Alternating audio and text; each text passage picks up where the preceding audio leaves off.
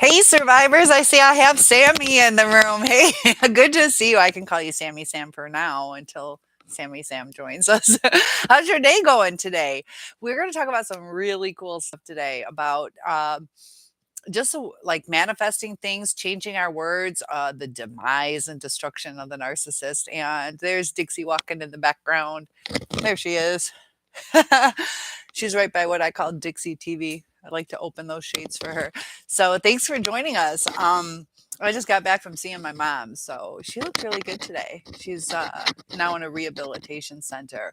But so while I'm driving across state to see her, did like some listening to some things and some motivational things, things on how we can change our lives, things we can do to make our lives better is just the way we word things. And it's interesting. I had mentioned yesterday how we can have a 3 millimeter greater electrical uh, energy field around our heart, and how when our heart feels full, we're not really so much in our mind. When we're in our mind, our thoughts can wander. It also said to live in the moment. People who live in the moment are happier than people who do something and let their mind wander. So if you're washing the dishes, get into it, enjoy it and, feel the sensations. Whatever it is that you're doing, be in that moment. If you're playing with your kids, play with your kids. If you're hanging out with friends, hang out with your friends instead of letting your mind wander, get lost in social media. Pay attention to the life that you have now. So, after the narcissistic abuse that we've been through, how do we get our lives back? A lot of times we feel down, our energy field is off. So, we need to get back into a higher vibration. So, having Calibri join us brings me into higher vibration. When you're in a high vibration, the right kind of people are drawn to you. So, feel free to join in, guys. Let me know how your day was, or just relax and enjoy. But like I said, live in the moment and change your wording. So instead of saying, I'm never going to find love again, get excited about it. Like, I can't wait to find the right person this time. It's just a little shift. Also, if you're like, nobody's going to want me, then they're not going to want you because you have like a lower energy field, a lower interpretation of yourself. So, um, have positive thoughts. The next person I'm going to be with, it's going to be the right match for me. And instead of saying I'm so sad today, say I don't want to be sad anymore. I'm not going to be sad today. It's just a little change, a little shift. When you're going to a job interview, if you're nervous, and you're like, you probably don't want me to work here, huh? They're not going to hire you. But if you're like, I look forward to working with you or hearing back from you, it's just a shift in energy and people respond to that. So it's really important to up our vibrations. So the demise and destruction of the narcissist, what exactly goes on? So their words come out different and it sets things off. It is extremely draining to be around a narcissist. We're always walking on eggshells, anticipating the next move. And the thing with narcissists is they're very unpredictable. That's what makes them so toxic. We never know if it's going to be a good day. We never know if they're going to be upset about certain things. Their reactions to us baffle us. They sometimes are out of left field. Calibri says celebrated Epiphany yesterday and last night. Ooh, still getting some Christmas carols in one of the classical stations. Really? I've worked on storing the rest of my Christmas decorations. So yeah, get your life in order. What was the Epiphany? You had an epiphany last night? I know that you had uh just that Calibri is our soap opera. You get to tell us. I know you had that interaction yesterday where you saw what happened, but is that what you're talking about? The Feast of the Three Kings. The Feast of the Three Kings. I'm not sure what you're referring to. Is that like a biblical term or is that a movie? I told you guys you got to bear with me. I'm a little naive on certain things. I'm book smart, but naive on a lot of stuff. I don't watch movies, so it sounds like a movie or biblical. I love you guys. You bear with me. But the destruction happens. I'm not Catholic. Oh, okay. I'm Christian. I'm not Catholic. Okay. I told you it sounded biblical to me. Is no, today's, and I can never remember, we're Dutch. I can't my best friend growing up, monkeypox. Oh my gosh. Monkeypox, that's not good. Is that still going around? I haven't heard so much about that, crazy bear. I was born in 1970, so I had the smallpox vaccine. I got one little tiny scar right there.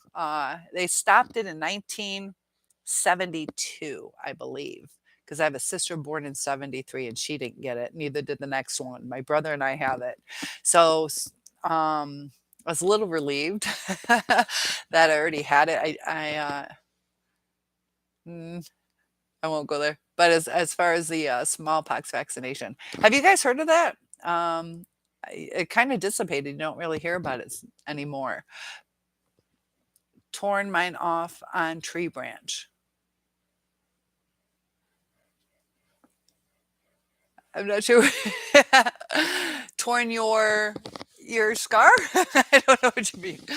Um, Calibri says, I heard one gets it from skin to skin contact. Yeah. And it's pretty highly contagious. So I'm surprised that it is gone or you don't hear about it. John is here. John, thanks so much for joining. Sorry I changed the time, but I'm kind of tired. So I actually left hanging out with my mom a little earlier. So I didn't want to wait till 10 o'clock to hang out with you guys. Yeah, there was guys that were playing cards, and the guy had it all over his hands, and he thinks it was from the cards. And then he kind of like, hey, buddy. So Crazy Bear says, yes, that biscuit needle scar. Yeah, it was right here, and you tore yours off. I'm sure the vaccination's still in you though. Yeah, and it started out. My grandpa had five. My mom's generation has three. I have one, so I don't even know if it would be effective. Um, but John says, "Hey, Crazy Bear," or Samantha says hi to John and Crazy Bear, and then I saw a couple hellos up there. John saying hi to everybody. So John says, "You too, tired today." And the weather is warm, but it's still kind of dreary. So uh, be careful if you have a vitamin D deficiency. We get that from the sun, and that can kind of cause some havoc on our bodies if you're low in vitamin D. So good to see everybody saying hi to each other. And, you know, why? Crazy Bear? You're being crazy on me? I'm not going to do that. um, I don't think you did that tonight, did you? But so as far as the demise, they destroy their relationships just because of who they are, the way they word things, the way they tear things apart, their self-esteem. Uh, and we got to take control of our self-esteem. So tomorrow, okay, tomorrow. What was it?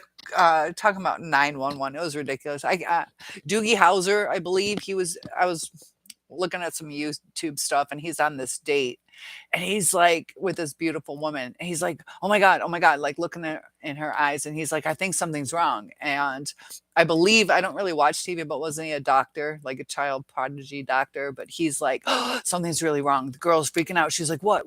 And he's like, I think you have internal bleeding and probably a lot of broken bones. And so EMS shows up, and she's like, no, you're freaking me out. What's wrong? And he's like, you probably broke some bones because of that fall from heaven. You're a beautiful angel. And it was just stupid. So not calling 911. One Trump follower to another. Be nice. Calibri. Sure, Trump will tell us. You guys are so silly. 4 orange lights. You're gonna mess with me.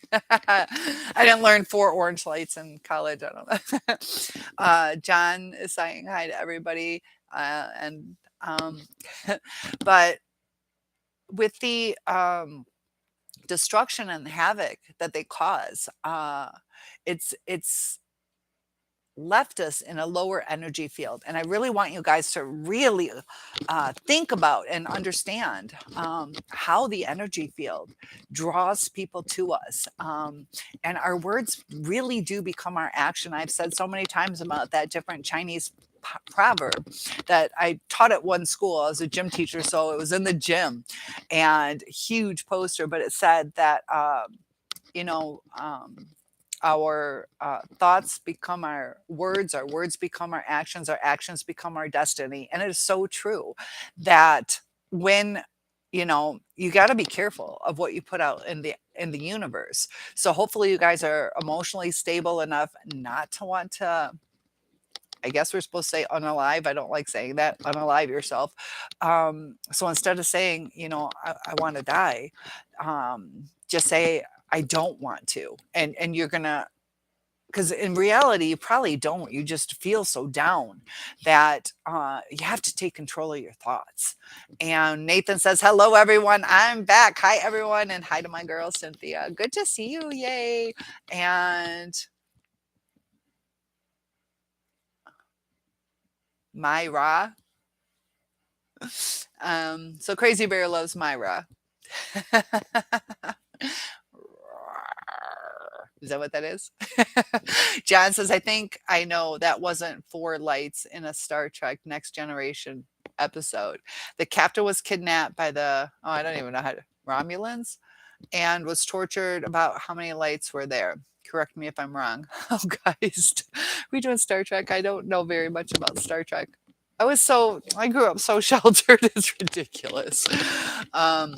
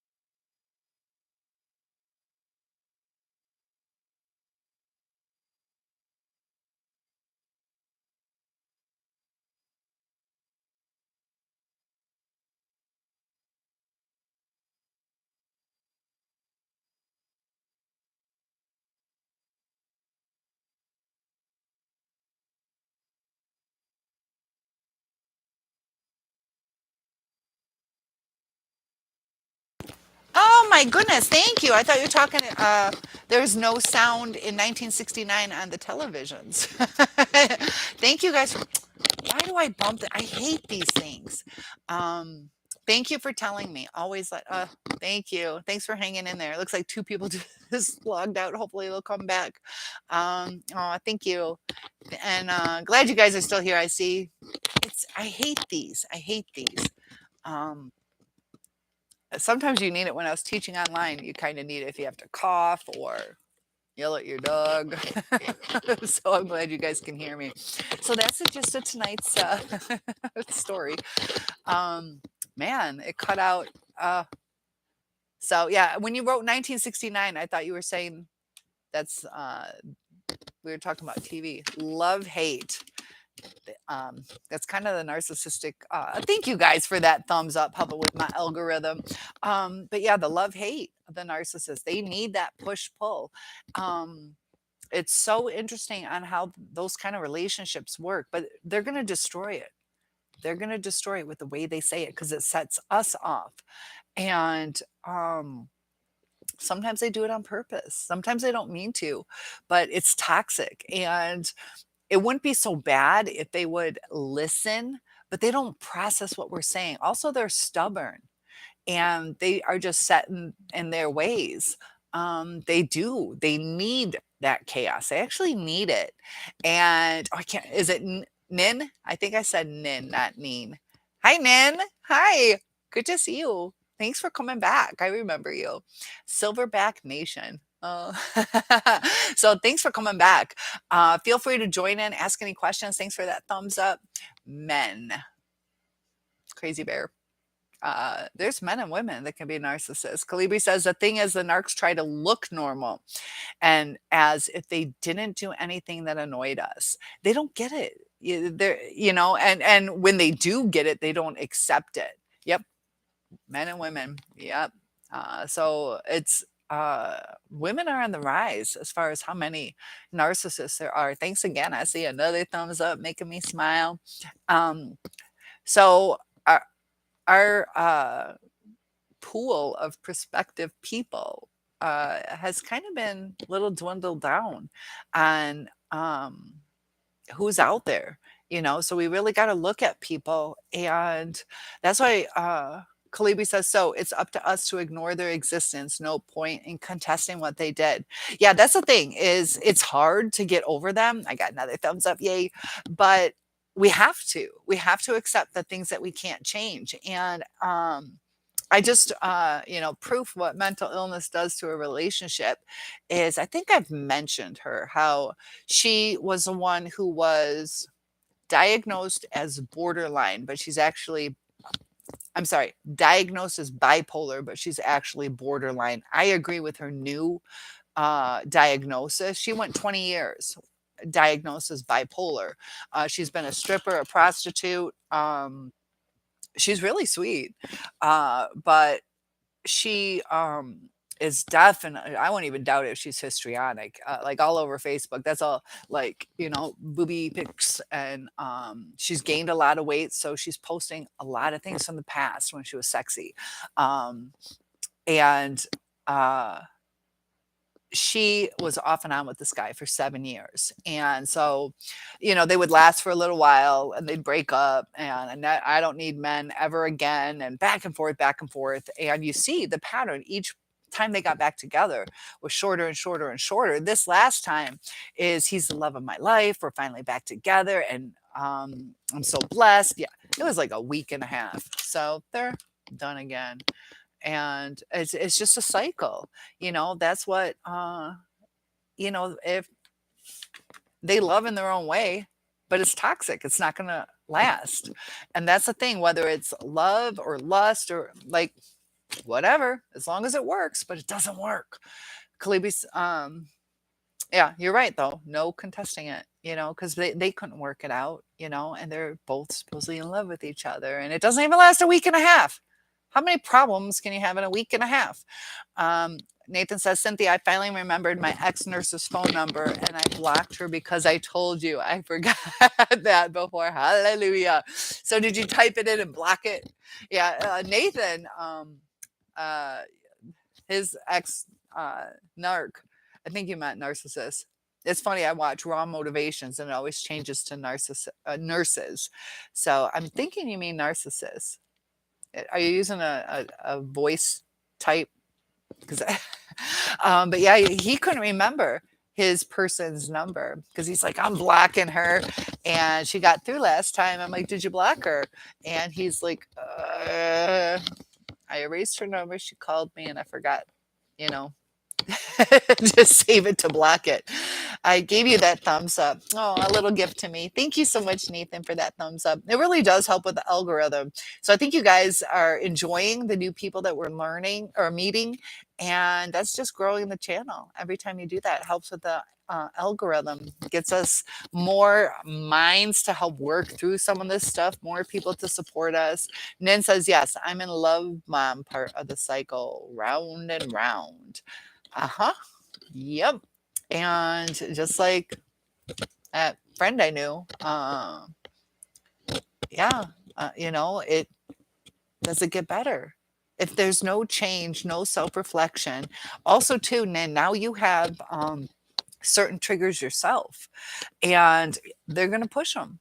And we also have pain, that maybe there's trust issues now, or we're hyper vigilant about things. It's hard to relax. Now we might feel that we're going to be abandoned. Depends on if you left or they left. Crazy Bear says, run, baby, run, baby. Put on those brand new shoes. Go. I used to love it as a kid. We had our run fast shoes. I always called them my party shoes and my run fast shoes. I would go down to the neighbors. I'm like, look at my run fast shoes. And I'd run. Did you guys ever have run fast shoes? Who knows what zips the big Z's are? Do you guys know zips the big Z? That was fun to do in the sand. Samantha says, Nathan had a good day with my babies. Narc made things hard, devaluation and all. You know how it goes. Yep. So Sam, has it gotten any better? Crazy Bear, do you have pictures to prove what? That you had zips a big Z? Or pictures fire. Yeah. Burning down the house. Nathan says, wow, that's bad, Sam. Man, I wish I could meet you and take you out to dinner and your kids. Yeah, Nathan, you're a sweetheart. I think Nathan's very social too. And that's nice having somebody to talk to. That's my take on you, Nathan. I think you are very social and outgoing with people. I don't know about people you don't trust, but with people that you're connected to, I think you have a good connection with people. Sam's asking Nathan how his day was. You've been recording it, Nan. So since you're in the love bombing stage, do you have a positive outlook that it's going to work, that things have changed? Or the love bombing is usually the good part, but share a little bit more of your story if you don't mind to. You don't have to. Crazy Bear says, on off with woman in Canada for too long. Hey, uh-oh. For too long. Are you in Canada? Is she a French Canadian, a francophone? I'm not thinking so. I met my first ex in Canada. I used to go to college for sign language in Canada. I grew up in the States. Nin says, it's like having a quiet observer in the room. It gives me a sense of calm knowing he is exposing himself on audio. Yeah, sometimes when we record it, I know Samantha, she's been recording too. Because a lot of times too, they're like, I didn't do that. And the thing is, you can have that audio right there. And a lot of times too, they're still going to deny it or talk their way around it. So why are you still with her, Crazy Bear? If it's, it sounds like you're kind of over it. I know and I don't mean that in a harsh way, because I get it. It's hard to leave, how are you feeling about staying or leaving when you say it's for too long? What are you feeling right now? And Samantha says, Nin, yes, it will cycle back to the hard part. Mine doesn't cycle anymore. Yeah, you're in that devaluation stage. And to be honest with you, Samantha, it might, even if you get divorced, he might come back, so you're just in a different stage than she is. And you're being stuck in the devaluation stage because the discard hasn't happened. He is hoping you'll do it. If anybody's going to do it. So maybe he thinks that you're never going to leave and he's going to get away with it, or he's trying to make you do it. He will not, if he does it, it'll be a long time. And it's just going to get worse. It's going to get worse because you're kind of at the point where you're like, screw it, I'm not reacting. And that's when he's going to get infuriated. It's in a bad stage right now,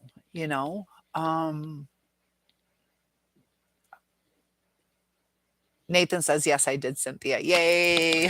So Nathan blocked her. Crazy Bear says, narcs. Yes.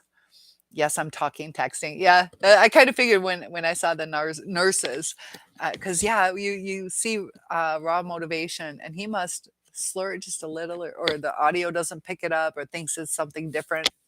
But Nin says, we talked today. I asked him, what can I do to escalate you when you lose your temper? You wouldn't believe tell me the reply. Uh-oh. It's probably yes.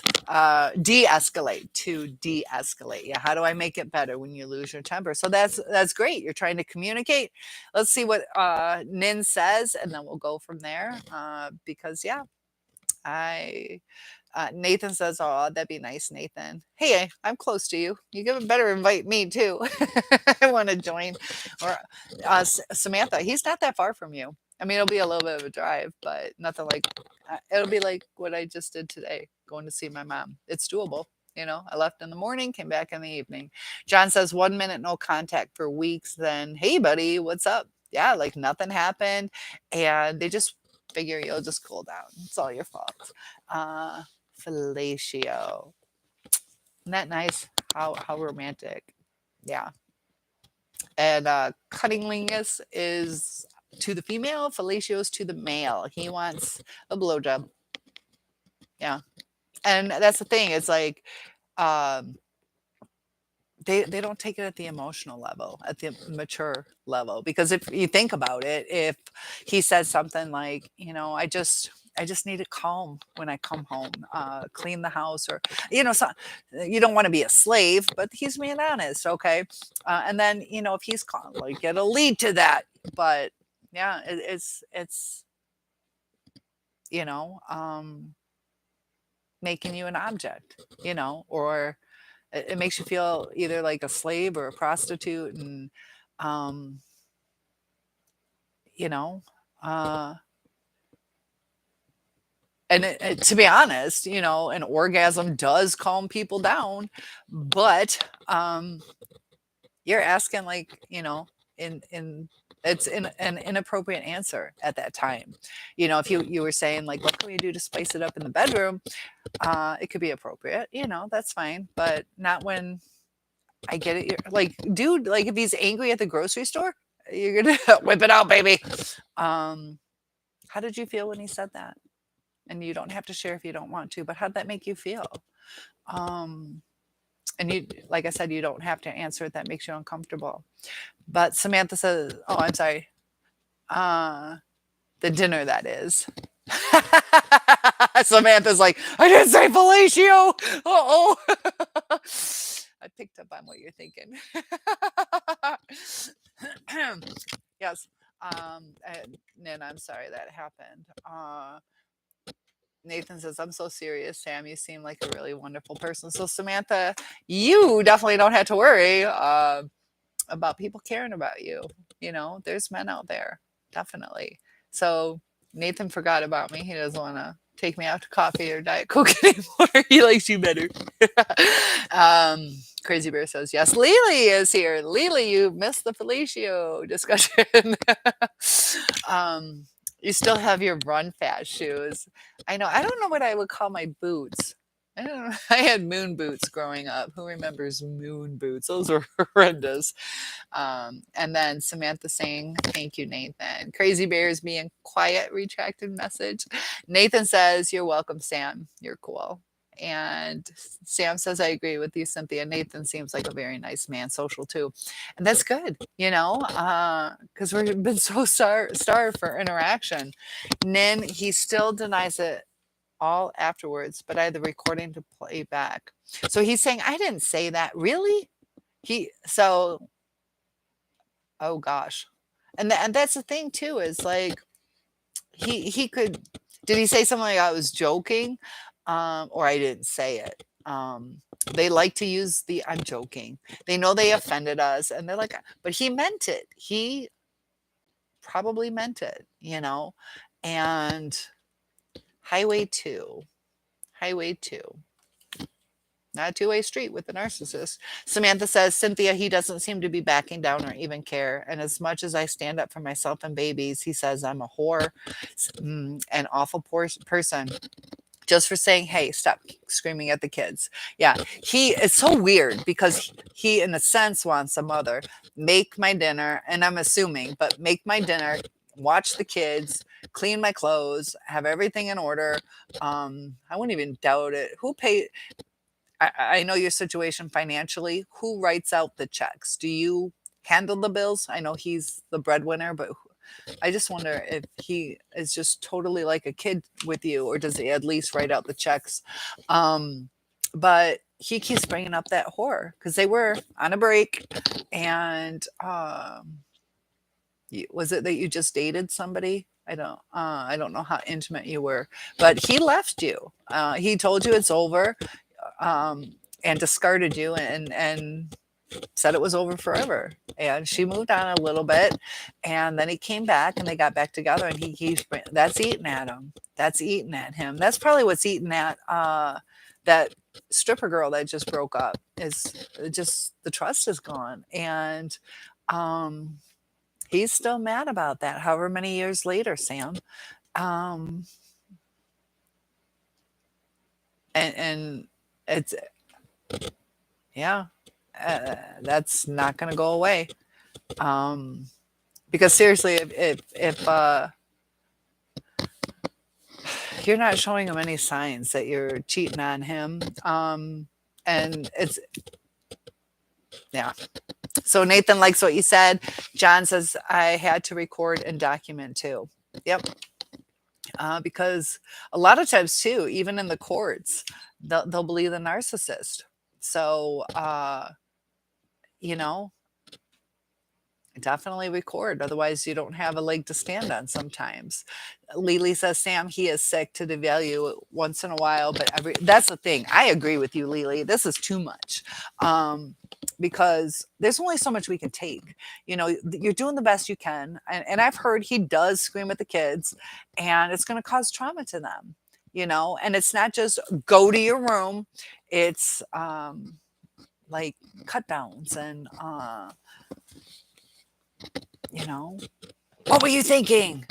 Type kind of yelling, making them like, ooh, I suck at making decisions. And I don't know. I agree. It's too much. It's too much. And nobody deserves that. You're right, Lily. Crazy Bear says, when I go north, eventually I find myself going south. However, going either east or west, I don't have problems. And if you're talking about like in life, sometimes when we climb up that ladder, it gets scary. It's easier to revert back and then, you know, be bopping in between. But it's good to go north. Northern girl here. So I'm going to take that poetically. Samantha says, Lily, and lots of love. And yes, you're right. Nin says, yes, exactly. Calibri says, protection is key. No raincoat, no sex. That's the other thing, too, is they are very well known for not caring about your sexual health. So if they have anything, they won't tell you, you know, they'll think it'll be okay. And, you know, they have multiple partners a lot of times. So that just in general will give it a higher risk of something. And even just like bacterial vaginosis, you know, and yeast infections, things like that, like it, you know, and pregnancy, you know, they'll leave all those costs up to you. And, you know, even if you set boundaries, that's what's so screwed up is if you set boundaries, yeah. So good advice. Wear that raincoat.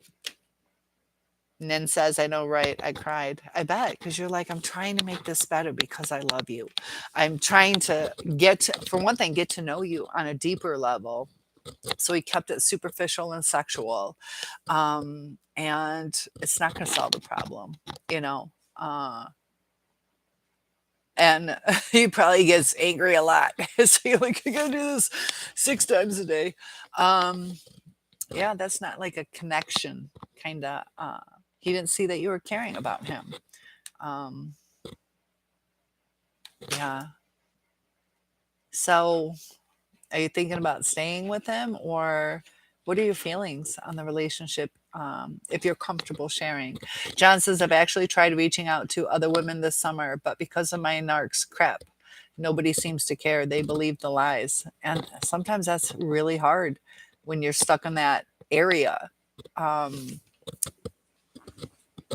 You just gotta, you know, keep your vibrations high. You know, don't bitch about her. Just say, hey, you know, you want to get to know me. I'm a great guy. You know, I'd like you to decide instead of listening to the rumors. Nin says, LOL, Crazy Bear, hell. I was in hell today. Literally, I went to Hell, Michigan today. There's a city called Hell. I almost took a picture for you guys, but yeah, I was literally in hell. And they got a really good ice cream shop there, but I didn't go. My mom just loves it there. I drove through hell. I made it out alive. Hey, JG. I was just telling everybody I was in Hell, Michigan today. Nin says, everyone, let's wait for her to catch up. Oh, I'll go quick. I'll go quick. Amada, hi. Good to have you back. Lily says, Mare hasn't joined us. I hope she's okay. Because did here Northern Cal has floods and storms. Yeah. And thank you, Lily, for remembering her. I was going to go on at 10, which is 7 o'clock her time. And I posted that at 7. I sent her a message. Hopefully she'll join us. There's been a couple times she's missed us by like 4 to 6 minutes. So I do try to give her notice. So yeah. I hope she's okay too. She doesn't have anybody to trust now, and she's disabled. I'm hoping she's getting food. Yeah, hopefully she'll join us. Calibri says that's an arc on financial manipulation. Who is Calibri? Nan says, hell yeah. Oh, is Coy? Is there somebody named Coy? Oh, Calibri? Wheelers, Nathan says, Cynthia, I find it harder for women to leave in those type of toxic relationships than men. 70% of the time, women are the one to initiate like a divorce. So women, I kind of agree from my experiences. But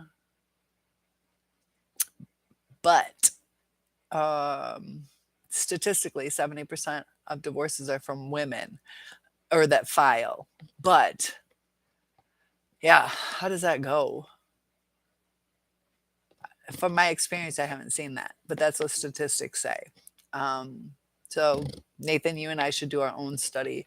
Calibri says, and you never know like really who left, because sometimes, let's say the man is the one that technically left, but the female files because she's like, how am I going to move on if the marriage is still together? Because they can still control you. Even though they left you, they might purposely not want you to move on. So there's certain factors that we don't know in that statistic. So I see what you're seeing, Nathan. And there might be something in between where he's holding on because he wants her to pay because they're power hungry. So I kind of agree with you. And like I said, there's probably some loophole making that statistic seem different. What do you think about that? That's kind of deep.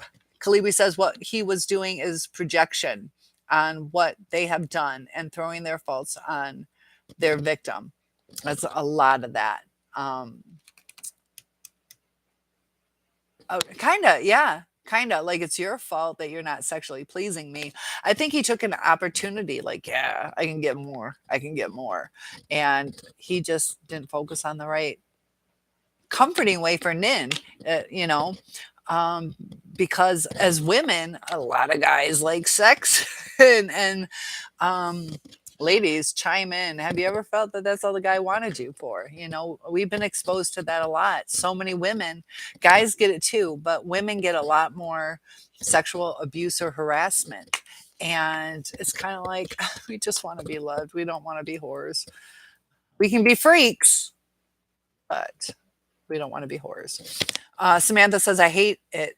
I hear it all the time, that cut downs to myself and the kids. I'm getting straight what I am doing, so I do this with wisdom. And he's starting to see a reaction, and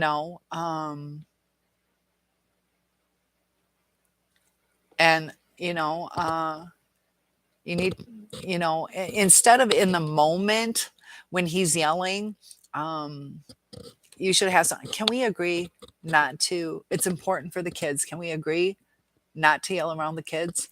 I understand your frustrations, but we can't do that. Do you agree? And get him invested in that.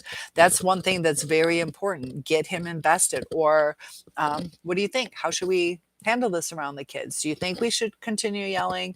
Have him invested. We do that with the kids at school, where they help us with the class rules, and that way they feel invested in it. So instead of being bossed into what to do, so you might want to try that too with him. Don't do it in the middle of an argument because he's honed out. He's zoned out. John says, yeah, they do and say things, but say you did. Yeah, exactly. You are right, John. John. Samantha says, yes, Lily. Nin, I want to stay. You want to stay. And um, I need to know a little bit more about your situation. Because sometimes it is a guy thing. They're just, that's what I want, you know. Uh, Lily says balls. Are we back on the fellatio? Um, but like if that's the only time he did something wrong, but how many times I'm trying to remember how much you shared with us last time. Sorry. Uh, because sometimes guys can say those things, because they do like it. But if it's, discard after discard, and is it more toxic than that? How toxic is the relationship? No relationship's going to be perfect. Nobody's always going to have the right answer. And, sometimes you're like, yeah, I kind of want that. I'll go with that. But he might not have realized how serious you were about it. Nathan says, I see something you finally got around to. And I did it yesterday. Did you join it? I'm trying to remember. Because I thought about you. I'm like, Nathan's good. I told my mom too. So I took down my Christmas tree because Nathan saw it in the background. So mommy even knows about you, Nathan. Nin, he is a successful inventor, and we live in a national park with 42 acres of ancient woodland. He is ultra intelligent, and he is worth it. I am in love with him. How long? So what makes him worth it? I see, beautiful land, and intelligent, but as far as the connection, what part of the connection, what is it about him that you're in love with? Because I get it, we are in love with these people, um, but there's a reason you're on YouTube, trying to find some information on narcissism, you know, uh, just being real about it, because all of us across the board here on this panel that we have, everybody, we were in love with our person, but something's hurting us. Something's not right. So let's dive into it a little bit more if you want. And Amada, I definitely initiated my divorce. So there's a proof that a woman initiated it. Who did the breakup though? Was it you saying, I'm done with this, I'm going to go file? Or was he like, get the fuck out? And you're like, all right, now what? So, Amada, who was the one that did the breakup? Are you saying you did the breakup and divorce? Kalibi, after his stint on acting up psychotically, he's been blocked and let go. Yeah, there's times it's like, screw it. I'm not dealing with it anymore. It's causing too much pain. It's draining me too much, holding me back. Lily says, me too, Amada. I couldn't be with someone who treated me bad. So Lily, you too. Who's the one who did the breakup? I get it that you guys filed. Who did the breakup? And if you're still saying it was you ladies, that helps with our statistics. Amada, that's my experience. My ex-husband did everything for me to file. He wanted to fight with me every day until I couldn't take it anymore. So you left. Okay. So you're the one that kind of did the breakup and also filed. Thank you for sharing. Kalibi, Big Boy Narc earned his title for one big reason. Yeah. Well, at least, sometimes people are all about the titles. And Crazy Bear, I don't know what that is. That like the never ending love? Is that what that sign means? I don't know. Or is it 8? um Lily says non-reactive or reactive means nothing to a narc. If she asks him to agree, I bet his reply will be something like, oh, you think you're perfect, blah, blah, blah. It could be. It could be totally. And that's the thing. That's when you got to realize this is my life. It's not getting better. So if you want, Samantha, you can give it one last chance, and you can either accept this is your life. It'll probably get worse, or you can make some changes. And I know you said that you were at that point where you're ready to just say, screw it. Emotional bond first. before any special touchies. Yeah, I agree. And that's they like to rush into relationships. The emotion and they have statistics too on the relationships that are going to work are the ones where people wait longer. And we're not talking like 3 4 dates. We're talking like 6 months, year, wait till you're married kind of things. And the guy or girl really likes you, you know. Um and some people can't handle it, you know. Some people are like, screw it, you know. And there are good people out there that my brother broke up with his long-term girlfriend. He waited till marriage, and we all thought he was going to marry this girl, but she wanted to have sex, and he's like, I'm waiting till marriage. And they actually went to like, this was in high school. They dated for years in high school and then a couple years after, but she just started focusing on the sex part, and that broke them up. And it was sad, you know, because they probably would have been married in a year or two, and she just didn't want to wait. But my brother, he waited till marriage, you know. Nathan says, you see it, it's a new year. In order for all of us to make changes, you have to make changes now, because 9 times out of 10, if you don't implement changes now, it's not going to change later on. You're right. You're right. You're just going to get stuck in that rut. It could get worse. And Lily says, read above before I wrote balls. I said, Sam needs to get kahunas, get some big balls. I like big balls in a can. Is that how the song goes? Okay, I must have missed that. Yeah, get some kahunas. So, Sam, all us ladies here have balls. We're waiting for you to get some. Crazy Bear, yo, yo, yo, yo, yo. Yo, yo, how's it going? Sam says, I'm getting my legal stuff together. Get your legal stuff and get some balls. And Lily says, good, Sam. I love you guys. John says, you'll succeed, Sam. Well, Sam. Yeah. And that's, yeah, you'll succeed once you feel free again. Your vibrations are going to come back together. You're going to live in the moment again. You know, I know with my daughter, I used to, mommy's happy, mommy's crying because I had to make stuff up. I love that you play with Barbies. Mommy used to play with Barbies too. And I'm just remembering that. And it's like, come on, I just want to live in the moment and play with my kid. I was crying all the time, you know, and trying to, yeah. Lily says they're in love with love because being mistreated is not love. Yeah, we got to remember our self-worth, you know. But if, you know, if that's the only time he was being a dude, guys say dude things, but yeah, you know, and that's the thing too, is your she is kind of hurt, you know, so she's going to either be quiet because she's hurt, she's not going to want to make it worse, you know. And then, you know, it would have been good if you said, yeah, in a high vibration, as in if you were in a hurt vibration, they're going to feel the hurt, and they're going to like, now I fucked up. And then they're going to be like, you just think I'm a piece of shit, and it's just going to make it worse, as opposed to quit being silly. You know, I'm talking about, and it's hard to do that. You know, it's going to have a different outcome, and it at least gives them a chance to redirect. You know, because if you're like, stop, I'm talking about like, what can we do? You know, because I care about you, and I failed at that. You know, I didn't know how to deal with a narcissist, and even just certain talks that you have, because we're letting our feelings, our insecurities, our low self-esteem kind of infiltrate. But that's because we feel something's off. The vibrations aren't right. We feel it. We feel it. And that's why we don't react the right way. If we felt we were in the right relationship, that would be a natural response. Like, oh my gosh, stop. You know what I'm talking about.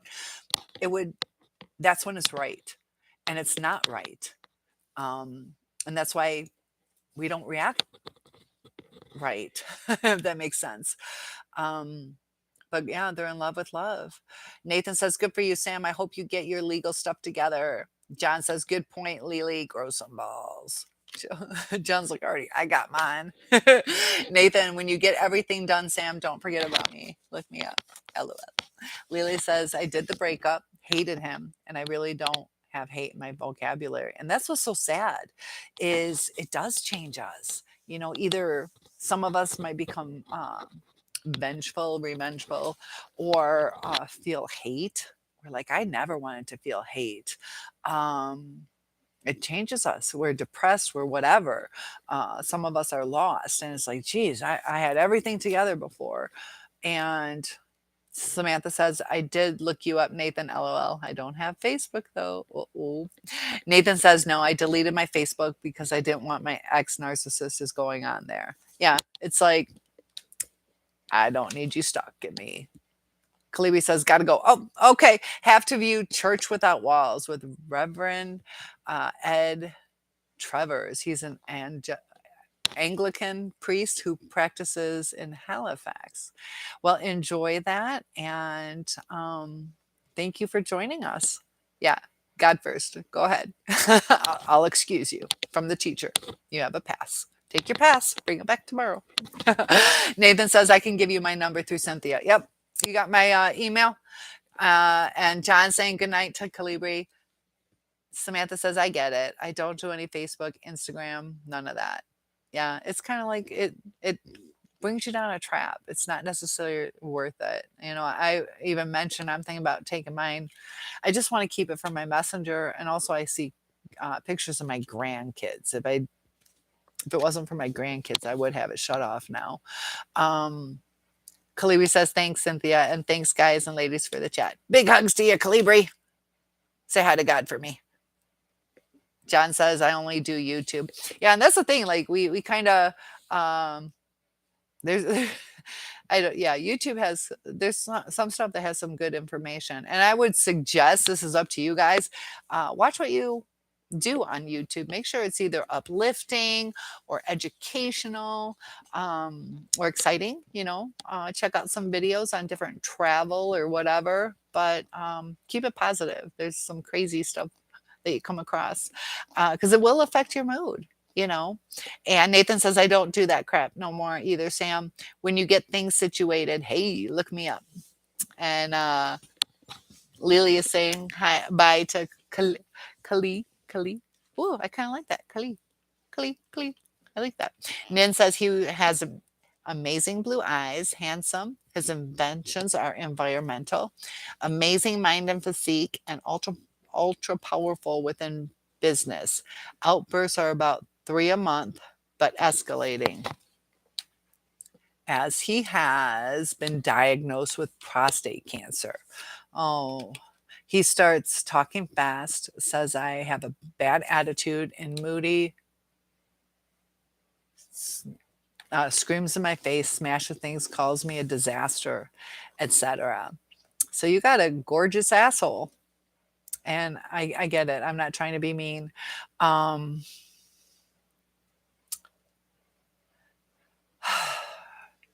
Let me know if you want me to analyze that for you. Otherwise, I'm going to keep my mouth shut. So then it's up to you. I'll go through it if you want. But he's going through some stress, and I know there are times we need to be understanding of that. There's differences between, oh, I'm so frustrated. Like, why is it got to be me? I get that, but screaming in your face is different because the anger is directed to you. The smashing things makes it, you want me to? Okay. All right. So I love you, girl, but I'm going to be real with you. Because,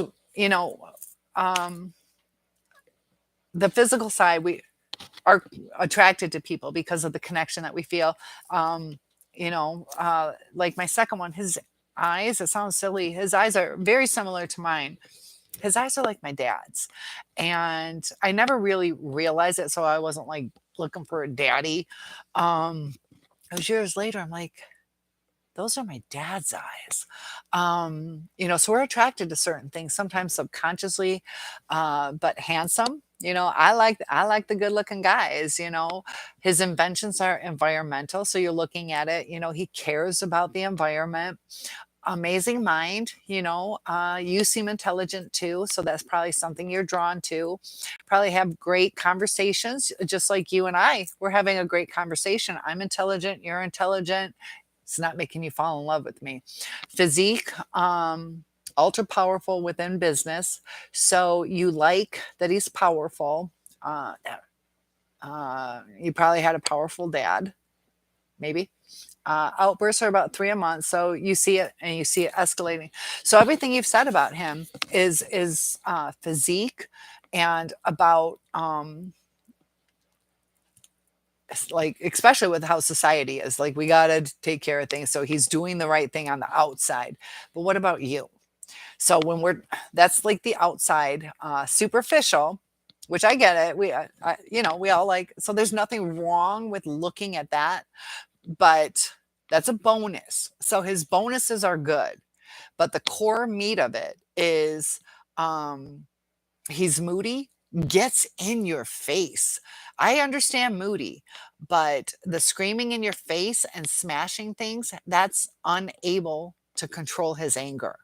So if he can't control his anger, things are getting worse, they're escalating. He's under stress right now because, prostate cancer. Um,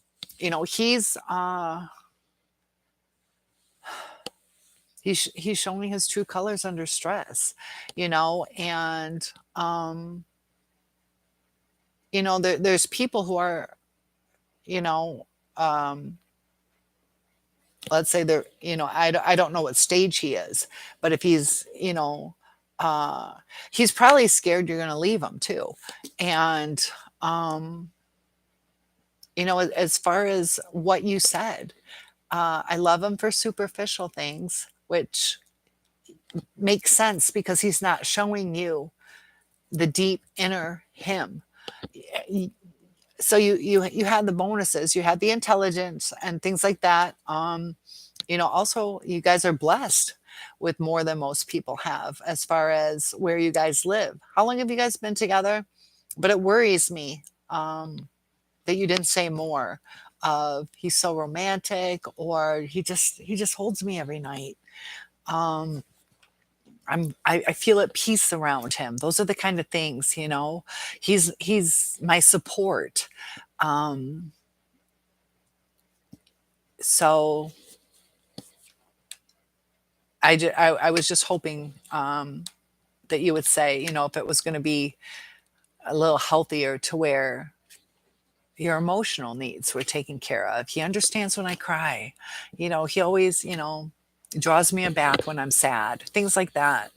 Um, And Sam says, okay, Nathan. So tell me what you think, Nin. Samantha says, Nin, he might look gorgeous, but that treatment is ugly. Yes. And you would be happier with a more ugly and a more beautiful inside. Lily, he shouldn't take it out on you, Nin. Exnarch did that if he had a bad day, which was every day. He'd be a bear. I'd ignore him and be busy with daughter because wasn't going to feed into it. And then he'd go to bed like 7 or 8 because he wasn't getting attention. And you're going to start feeling real lonely. Nin says, then in the morning, acts like nothing happened. And that's that childlike mentality. Like I keep saying at the kids at school, you know,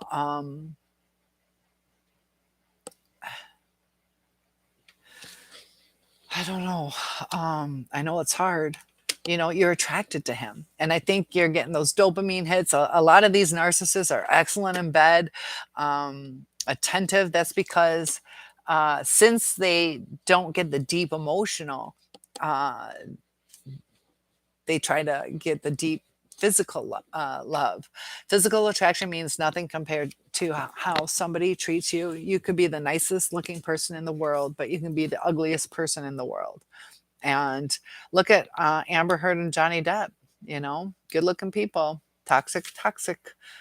And he shouldn't take it out in. Did I read this one? Nin says, yes, Sam, it is. Lily says he shouldn't take it out on you, Nin. Ex-narc did that if he had a bad day. Okay. And Nathan says, physical attraction means nothing. You can be maybe not the least attractive person in the world. We can be the most wonderful, greatest person caring. Lily, exactly, Nathan. I've been with plenty of those. The looks turn ugly. You've been together since March. And then that's not that long, and you're already having problems. I thought this was a several year thing or something, but it hasn't even made it a year and he's screaming in your face, smashing things. Um, that's super toxic, super quick. That's what scares me even more. How quick, you know? Relationships can fall apart, but that's pretty quick. And you guys are living together, is that correct? Samantha says, that's true, Nathan. Lily says, yes, they think you're a switch. That's the passive aggressive, but should be called aggressive passive, right? I kind of agree. And then I used to be a mental health carer. And did you see a lot of people recovering? Lily says, and wake up, Nin. Lily will tell you like it is. Lily says, yeah, Nin will only get worse. Is he older than you? I have a feeling. I was going to say, I have a feeling he's older. He's much older. Girl, he just wants a honey. Here's the thing. You're in love with him. And, he's got all the bells and whistles, especially at 23. It's a dream, a beautiful. Do you live with him? Yeah, I thought he was older. I didn't realize that much older. Tell me, what was your relationship with your father and your parents? That's a very big relationship, age difference. Those usually do not last at all. So, it's something to think about. I don't know if you want kids. He You do live together. So, 23 is difficult. I don't know if you went to college or not. Either you're 1 year out on your own after graduating, or it's been a rough 5 years. Because money's tight, and you got to work your way up the ladder as far as finances to get the higher salary on those salary schedules. So he's probably treating you financially like a princess. It probably feels good. Does he pay all the bills? I have a feeling he does. You're stroking his ego. You're the beautiful, like, I got a 23-year-old. All his old buddies are like, are you kidding? I can only get somebody like Cynthia, 52. But it's almost like a 90% failure rate. Okay. So you are going to give up your childbearing years. Now, granted, he could have kids with you, but the average life expectancy, what is it, 76 now? They can live longer, but you're going to be a caregiver to him. You know, you got to think about, is that really the wisest choice? No, but my work experience gives me a lot of coping mechanisms. Oh, you said you were a mental health worker. I'm sorry.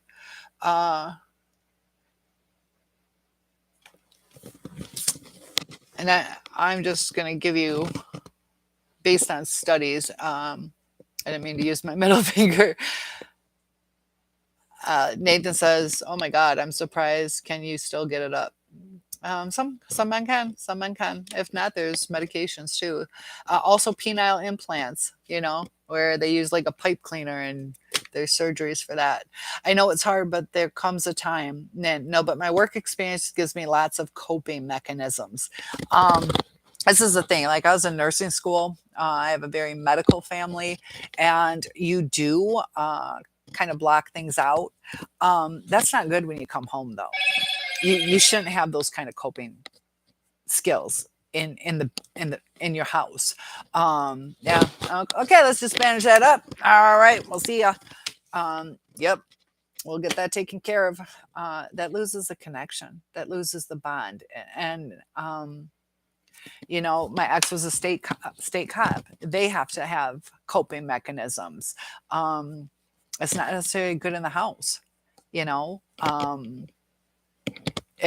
It's my sister is a nurse practitioner, and she's still very womanly, maternal, loving, soft, goes above and beyond.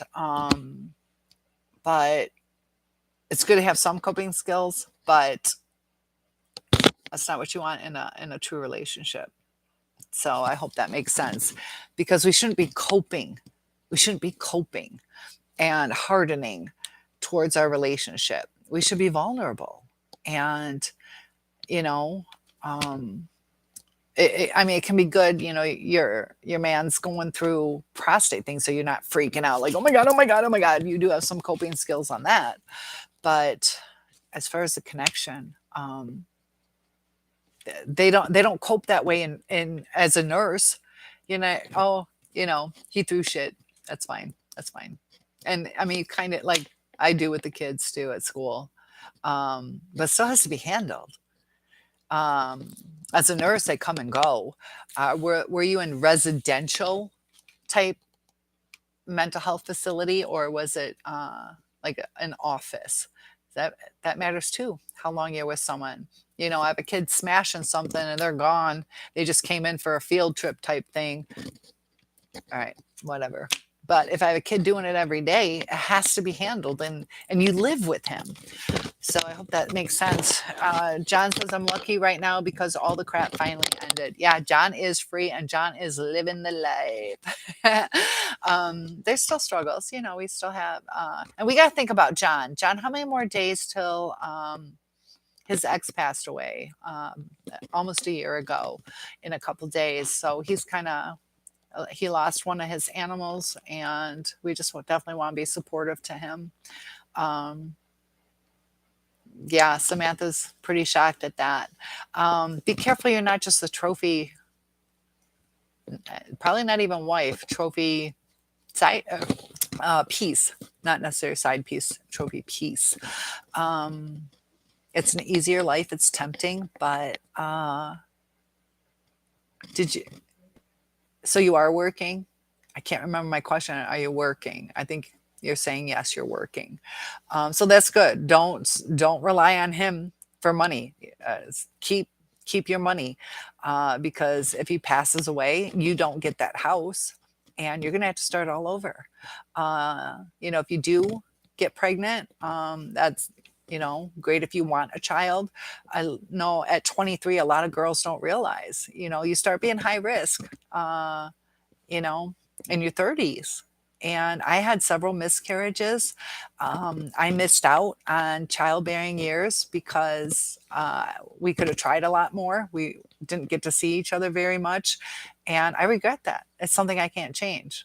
I can never have kids now. And he wasn't there for the miscarriages. Lily says, but too much of your energy to use your coping mechanism.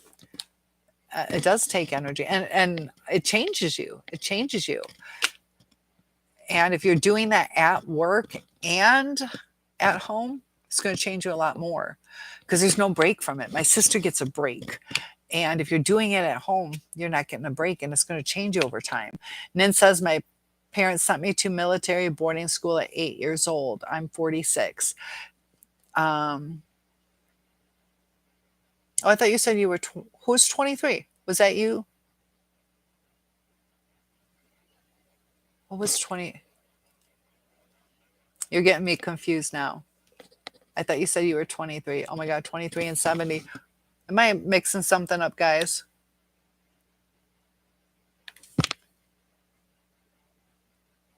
She said she's 23 years older. 23 years older. Okay. That's still a big difference. I thought you were 23. Okay. So I get it. I have a friend who, I'm 52, and granted, I'm older than you. What is he? It's probably maybe 15, 20-year difference. So I can see you guys can get along, but does he plan? Do you want to get married? Does he plan on that? I don't know. I wish you had said something more about the connection, and I get loving him, Uh, Samantha's seeing some red flags, and I think you're an ego stroke to him. And that's up to you if you stay with him, but the chances of it working out. What's his story? Is he divorced? Does he have kids? Is he a player? Um, it can be quite attractive when somebody has their crap together as a business person. Since you went to boarding school, you might have some, with love, I'm saying this, maybe some daddy issues, and you might connect with that, you know, and that's, we all have things going on with us. So it's not necessarily a bad thing. It's something we need to recognize and see if it's healthy. So Lily says, she said, okay, thank you for the clarification. I'm sorry, I got confused. Nin says, I've been estranged from my parents since childhood. Yes, he pays for everything. I had a feeling he paid for everything. He's securing you. He's making you dependent on him. Yeah, I think that's why you're attracted to somebody so much older, is because of what happened with your parents and going to boarding school. Nathan says the life expectancy of a woman is longer than a man. Yeah, that's the other thing too. So it's used to be 7 years. Used to be, is it 3 to 4 now? I think it's 7 years. It's probably still 7 years. Women live 7 years longer. And, you know, what stage is his cancer? What stage is his cancer? Because I know guys, get your prostates checked out. It's like an how old did you have to be? Was it 90s? I think if you live into your is it 70s or 90s? It's almost like if you live in your 90s, it's like 97% guaranteed you'll get like prostate cancer. So definitely check yourselves, guys. Don't let that slide. There are treatments. Samantha says, what does your family say about the arrangement, Nin? Love you, Nin. I know it's hard when you love someone, but he's not a kind man no matter his age. Yeah, even if he was, 50. And you would think by age 70, he should realize that, that's not going to keep people around. Nin is, I think she said 46. Yeah, 46. 47 next month. So definitely keep us reminded so we can celebrate. And yeah, and then do you have any kids? What's your story? Are you divorced? And Samantha says, true, Cynthia, I miss being vulnerable in a relationship. That's where the connection is. That's where it feels like love. So you are in residential. Okay. Residential mental health facility. That's probably interesting. On the 12th. Okay, so 5 days from now, John. 2 grown sons, Lily. They are at university. I'm trying to think. Yeah, and that's, empty nest syndrome too, could be happening. Um, you know, I know what it's like. My daughter, when she left, it's kind of sad, Not saying that you necessarily have that, but Nathan says, we feel for your brother, John. You're going to meet a nice woman. Don't worry about it. It's going to be your year, buddy. And John's been talking about that. That's exactly what he's been saying. It's like, this is it. Yep. This is going to be a great year. And John's been so positive. A lot of you guys have, but yeah, I think this is your year. Definitely. Lily says, very cool. Nathan, trust me, in a situation where, well, I misspoke. They're 23 years apart. I read it wrong.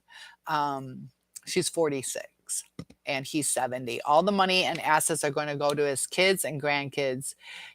And you can trust and believe that. And straight up true. Straight up true. I know my ex, we had a daughter together. And as a state police officer, he was dealing with a car, like a traffic stop, and a semi goes by, and he had to like flip over the car, like his body. He had to jump over the car, and his leg got clipped by the semi, and he could have easily gotten killed because it actually made contact with his foot. And he's like, my life flashed beside my in front of my face. And he's like, I just kept thinking, like, what are you guys going to do? And, because he was supporting me. He was kind enough to let me stay with, raise our daughter so I didn't have to work. And I loved that. Appreciative about that. But he was like, yeah, like, what would have happened to you guys? And then, of course, that was like just a fleeting thought. It wasn't like, we got to make sure you guys are, in a will or something like that. It was like, yeah, that would have sucked for you. But, if he's dead, does he have to worry about it? Um, John says, last night my leg gave out on me and again, and I accidentally knocked all 3 snake cages over. Thank God they didn't break, but being made of glass. The snakes were jostled around a little bit, but they're okay. Little roller coaster ride for those little squiggles. Oh my gosh. Yeah. Glad they are okay. Poor things. What a day. Oh, well. And your leg gave out. That's no fun. I can relate to that. Poor thing. Did you hurt? Is it hurting today? Um, Sam, you can be vulnerable with me in a relationship. And I believe that. I think Nathan would be a good connector. John says, thanks, Nathan. I hope so. And that's what I keep saying. I want you to change that statement. You're actually going to type it down different because that's what I'm saying. Change your words. Thanks, Nathan. It will be, or I agree. Not that I hope so. We're going to change the way we word things. We're going to be positive and make our future happen. Your words become your actions. Your actions become your destiny. So, John, that's your assignment from Teacher Cynthia. Type that out right now. Samantha, send in some love and smiles. Hit those. Give me that thumbs up to help that algorithm because instead of the convention, I think we're saving up for a marriage. We're gonna have Nathan and Samantha get married, and I'm gonna be the maid of honor. But you're free to make your own choice, but just a little subliminal. Nathan says you will, John. All of us are going to have good luck this year. This is going to be all of our years. Yes. Nin says we have exchanged eternity rings and said a vow to each other. He is divorced, 5 kids. How long ago he get divorced? I'm so nosy. Helps me get a better picture though. And eternity rings, it's not gonna, I had a engagement ring. If he died, it wouldn't have helped me and my daughter. I would have been kicked out of that house. And what was the vow? What was the vow that you guys said? And that's kind of like you said, the love bombing stage. That's a pretty. It's like a promise ring. But what's the promise? What is the eternity? What were the vows? Is it we're going to be life partners? But does that set you up for? He's obviously able to marry. So Lily says yes. Cheers to 2023. All right, I'll be back. Nathan says, right, Lily. John, lots of celebratory. Those emojis, I don't know, pictures. He's not going to. Ooh, Lily's got a great point. Lily, come sit right next to me. You can help me out. Yeah, he's not going to change at 70. He's pretty set in his ways. And Nin, are you in UK or USA? Snowdonia. Lovely place, Perth, Scotland here. Oh, Horseman, somebody just asked about you yesterday. Somebody asked about you, so let us know how you're doing. Yeah, we got lots of celebrations. You too, Horse. Just because UK says you, just because they say uni. Yeah, I translated it. So that's exactly how they say it. I didn't know if they just abbreviated it. Horseman, hi everyone. Good evening, Cynthia and the rest of the gang. Happy New Year to you all. Like I said, everybody's so happy you're here. It was Lily, I believe, who said, "Is he okay?" So, you're in Wales, Snowdonia. I've never heard of Snowdonia. I've heard of Wales. Snowdonia sounds beautiful. I hate snow, but I'm going to have a daughter and name her Snowdonia. That's pretty. Thanks, Lily and Samantha. That's cool, man. And absolutely, Cynthia. Horseman says, Nathan says that. Horseman, Snowdonia, lovely place, Perth, Scotland here. And then Nathan got shy on us. Nin, aw, Wheel, that's sweet. Oh, I like that as a nickname. I hope you do too, Nathan. Thank you, Lily, says Nin. Um, Not yet. Nathan, not yet. You're going to marry Sam after the divorce. He got divorced 4 years ago. Okay, so that's a healthy time to, uh, start up again, because you guys have been together around a year, I think you said, and that's pretty on point to how it usually goes. And then what in between the divorce and did he have a long-term 3-year relationship? That's not super long-term, but did he? I wonder how you guys met. Yes, to be life partners and always love each other forever. I like that. I do like that. But is that enough for you? Is that enough for you, or do you want to get married? Because that's probably what it'll be. He's saying, I know I want to keep you. I will give you a vow that's not binding in court. Are you okay with that? If that's what you get, and when he dies, you'll probably have to move out. Are you okay with that? And that's okay if you are, but are you? Samantha says, oh, Nathan, you retracted it. Oh, what did I miss? What did you say, Nate? The only reason I'm saying you got to wait is so we can get, work out and get ready for our bridesmaid dresses. And I'm talking about me and whoever else you choose. Just teasing.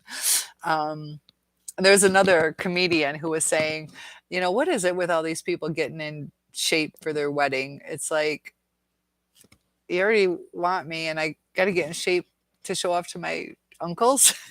But it was kind of funny. I love you all, Nathan, Cynthia. Happy family. It is a family here. You guys have been really loyal too, and that's so nice, joining in. And we're recognizing each other. John says, hey, flexing them biceps. So John says, hey to Horseman. Horseman says, this has to be the year of freedom, positivity, and not dwell on the past. Yeah, and I was talking when we feel more whole, we're not really going into our head space. That's why we focus on what we're doing in the here and now and not letting our minds wander. We're going to feel more full. It just all falls into place. And that's why, the different ways that we word things, we manifest a better future. And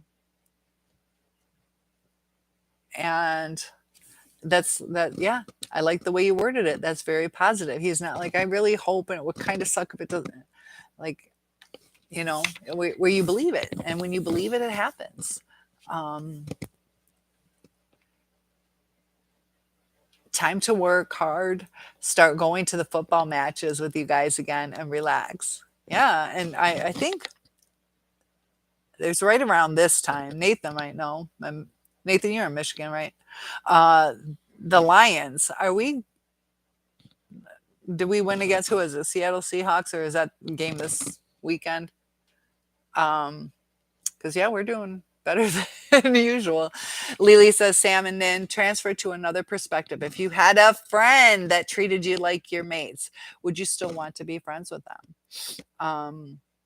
Or, even if you were giving me advice, what would you say to me? Be your own best friend. And Nin says, Soul, thank you so much. It's great to feel understood. And I do. I really get it. And, when we're in these relationships and we try to talk to other people, they're like, what the frick's wrong with you?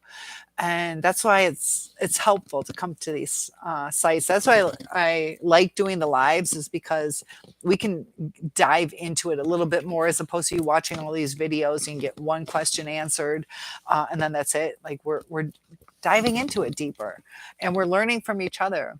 Yes, like Frozen movie. Let it go, let it go. It was terrible.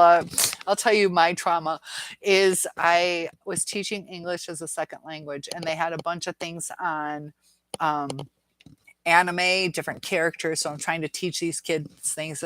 So we have like different characters like Harry Potter and Shrek. And so I did something. I brought my hair over and I braided it. So I'm braiding my hair and I'm like, let it go. And I said something like, do you think I could be Elsa? And the kid's like, Elsa's grandma. I was like, so yeah, she said I could be Elsa's grandma. It was funny the look she gave me, like, are you kidding me? Maybe a grandma. Nin says I don't need to get married to him. And that's what he likes. That's what he likes. Like, I don't have to come up anything. And that's fine. If that's who you are, um, if that's who you are. Nin says, Lily, I want to stay. I can't explain it, but I love him deeply. And that's fantastic. So we will accept that. We all here will accept that. Does he love you? How would you answer, does he love you? Because that's what matters. You know, I could love, I don't know, Justin Bieber. I can love him. If he doesn't love me, it's not going anywhere. And I just suck at famous people. Not that I want to be with Justin Bieber, but so you love him. How do you feel about his love for you? That's what matters. You know, and a way to give you an analogy, you think about a kid, they love their mother. They love their mother. Is their mother safe for them? You know, so no matter how much we give out love for our safety, our health, it matters how much love we get. So the kid's going to love the mother. I remember it was very traumatic. I saw this when I was a little girl, and it was about this little kid. She was very young, and she was beat so bad. And there was this, she wrote in crayon on the table. She said, Mommy, if I die, then will you love me? And she died. And it wasn't a healthy situation. So we have to focus on how much, you know, the other person loves us, you know.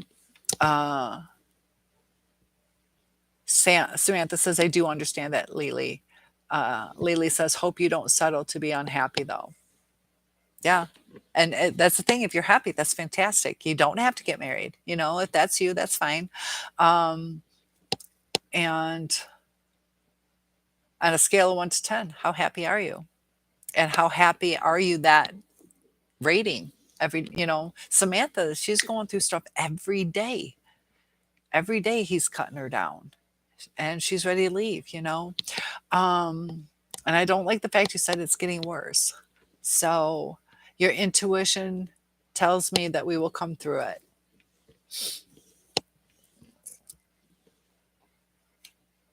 Are you happy today? And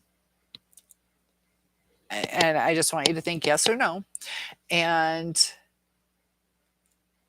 how's it going to get better? So if you're happy today, that's different. How's it going to change? You know, he gets in your face. That scares me. That's a lack of anger control, and it can get worse. So, you know, you have made progress with actual psychopaths at work, but they're institutionalized, right? They're residential. They're not able. They're making some progress. How long have they been in that facility? You know, there are times, there are cycles, you know. Those psychopaths just probably want to get out. They're, you know, criminals. They just want to get out. They do good time because what is it? I don't even know how it goes. For every 4 days, you get 1 day good time or something like that. If you don't cause fights, so you know, 15-year sentence could turn out to be like 12 or 10 years. So they act the right way and they go back out on the streets. They're going to do the same crap, you know. Not always, but recidivism is really high. And you might be able to make some progress with him, but you've been with him for a year and it's getting worse. So you're one-on-one with him every day, and you haven't made progress with him. if that makes sense. I know he's going through a stressful time. I'm not trying to talk you out of it. I'm just trying to talk you through it, and you can, you don't have to agree with me. Um, are you in the denial stage, or is this true facts? You know, that's hard to tell sometimes, because a lot of us have been hopeful that things will change. Pretty much all of us are like, it's going to change. We're going to do this. We're going to back off. We're going to, um, so we're just trying to work through it. I won't tell you what to do. That's has to come from you. And Horseman says, "Thank you, Cynthia, for your channel on here. You were my sunlight in my darkest time. Oh, even without personally knowing me." Samantha, John, and most of you, sometimes easier to take advice on here. Yeah, because it's a comfortable spot. It is comfortable. We're not here to judge you. And I know, Nin, I'm kind of diving in. And sometimes the truth hurts. And like I said, that's just my perspective. You have your perspective. Um, so I'm just sharing my challenging behavior schizophrenics. Um,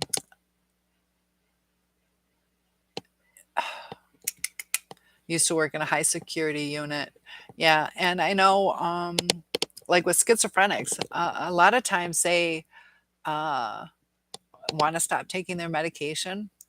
Medication does help schizophrenics. So get them some lithium, they'll be all right. But there's no medication for narcissism.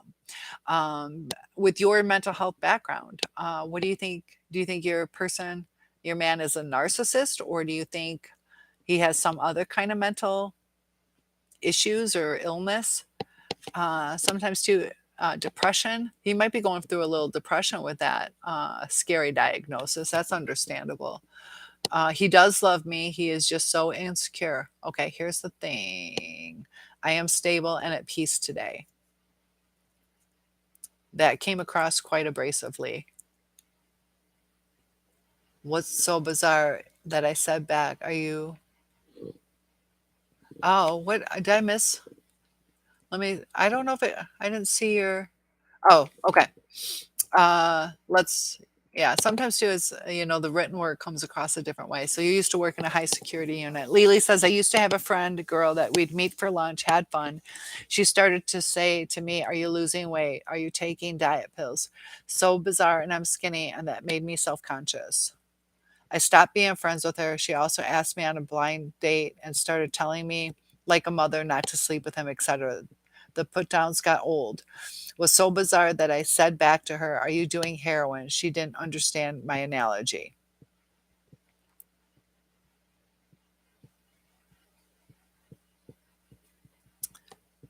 I don't know if I do. Is it are you saying like is the Pope Catholic, that kind of thing? Like, I'm not dating a girl. Is that what you mean by that? Like, is the Pope Catholic kind of question? Um Unless it had to do with the weight. I think, I don't know, people on heroin probably get skinny. Um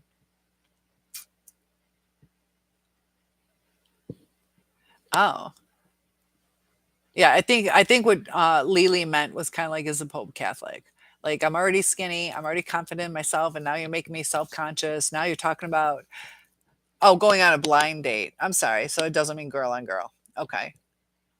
Start telling me like a mother not to sleep with him. Uh, the put downs got old. I think that's what she's trying to say. I don't think she's saying anything about you being on heroin. Like, are you stupid for thinking about it? I think she was trying to say it in her situation instead of, I, I'm pretty sure that's what you mean. So I don't think she meant it harsh at you. And you might mean that's pretty harsh to say to your friend. So that's the thing with even any relationship, healthy or not, there's some disconnect in communication sometimes too. So I believe that Nin was talking like that was harsh to me, but maybe Nin was saying that's harsh to your friend. So gotta love communication. And that's why we gotta dive deeper. Lily says, "I stopped being friends with her." Samantha says, "Where's JG?" I don't know. I think JG will come in. I think comes on a little later sometimes.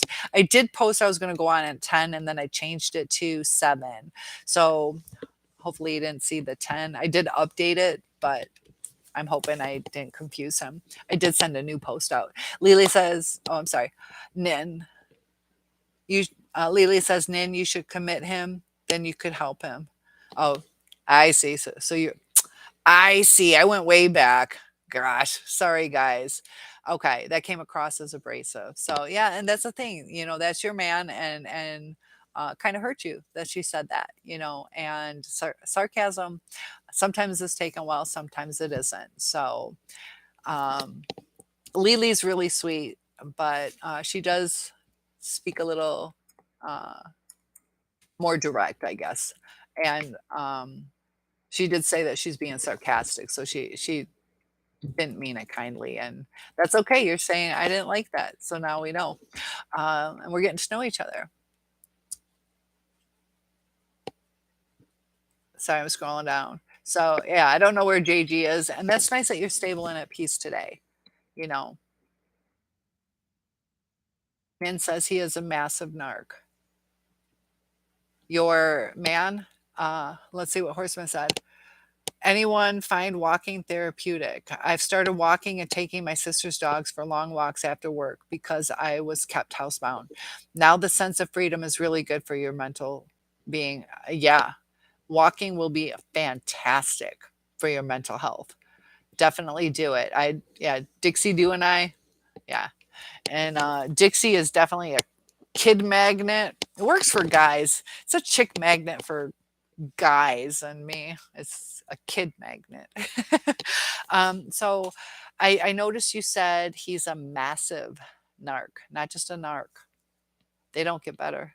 They don't get better. So knowing with what you're dealing with, do you think you should stay with them? Is it safe? Is it safe? Um, a massive narc.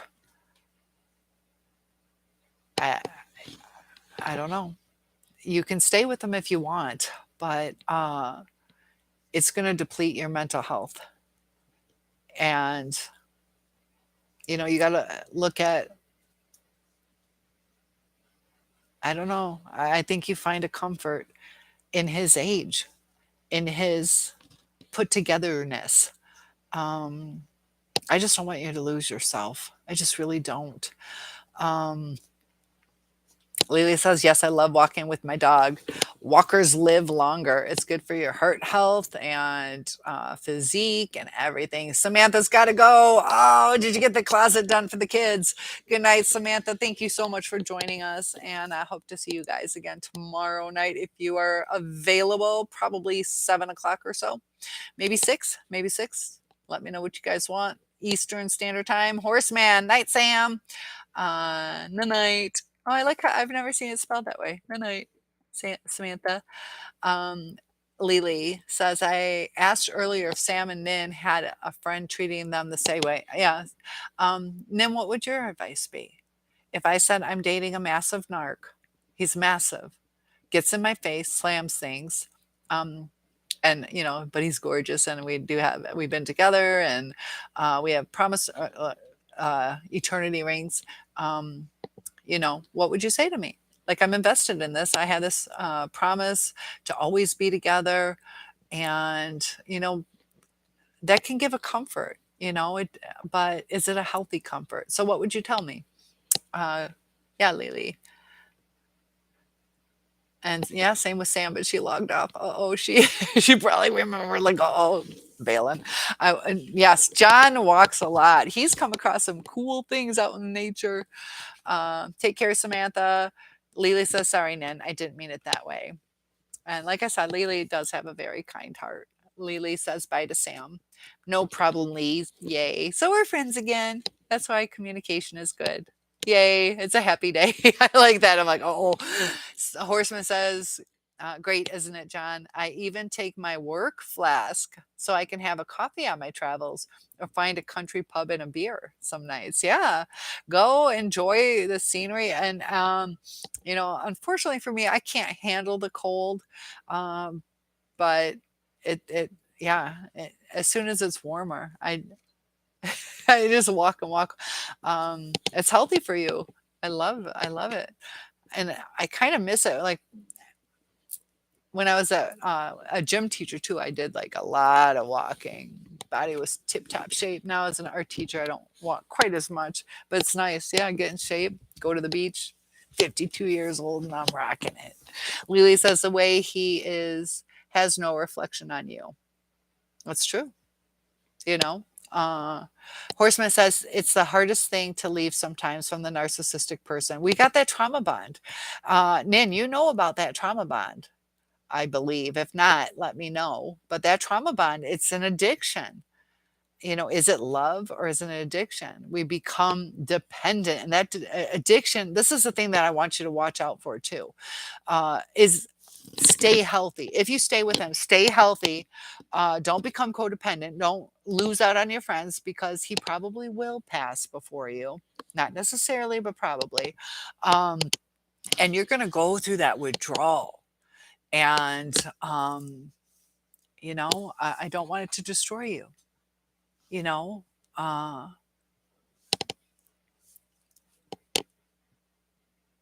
it's the hardest thing to leave someone. You're right. Not just. Sorry, I'll just start it over. Horseman says it's the hardest thing to leave sometimes from the narcissistic person. Then just talking on here helps, as loads of us in here are or have been in the same boat. I'm a newbie. I'm here. Uh, but we're here too.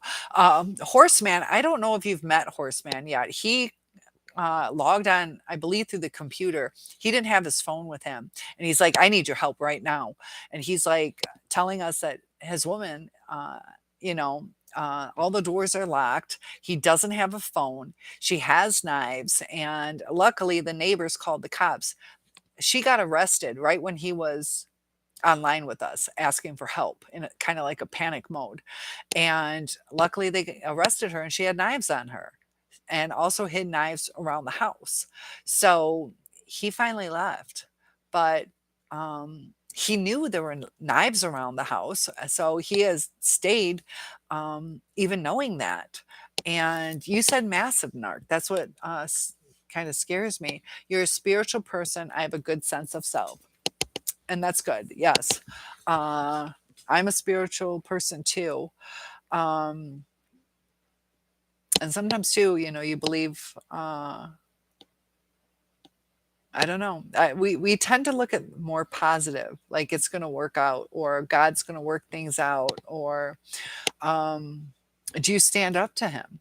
What did you say to Him when He yelled at you? Because it's always great when relationships do work out. Uh, Leela says, "I'm laughing. Thanks, Sin." Do I take Dixie on walks? I I do. Not as much as I have because I had knee surgery, and then also with the winter. So my knee is pretty much healed, and I just gotta wait for a weather break because I love walking. We used to do like 2 miles a day, something like that. Um, yeah, I need to get back to doing it. It's just cold. Like I go numb. So Lily says the way he has is no okay. And it's good that you're spiritual. That can help keep you strong, I believe. And John, I always love walking, biking too. But talk is that or just Nin says I would say I am here for you. But I'm saying I don't know what to do. I don't know what to do. You're here for me. Is it safe for me to stay? I need advice. You know, so you're here for me. Then I don't know if I don't know if I'm thinking the right way. I don't know if I should stay with him. He gets in my face and throws things. And if you just said I'm here for you, I'm telling you I'm confused. I need solutions. It's not getting better, it's getting worse. Um, I need more than just I'm here for you. I need advice because I'm scared or I'm confused, whatever I say. So there. How's that? Now what you gonna say, Nin? You get to be my bestie. I'm one of those friends. I will, but I'm saying I need your help. John says, sorry, taking long walks makes me feel very relaxed. Yep. And Lily says, I'm laughing. Uh, Thank you, Horseman from Nin. Is it deleting the comment because of the word? Oh, it might. It might. Um, it might. Uh, I know somebody tried leaving a link yesterday and it wouldn't let it. So probably. So I don't know what that was in. Go ahead and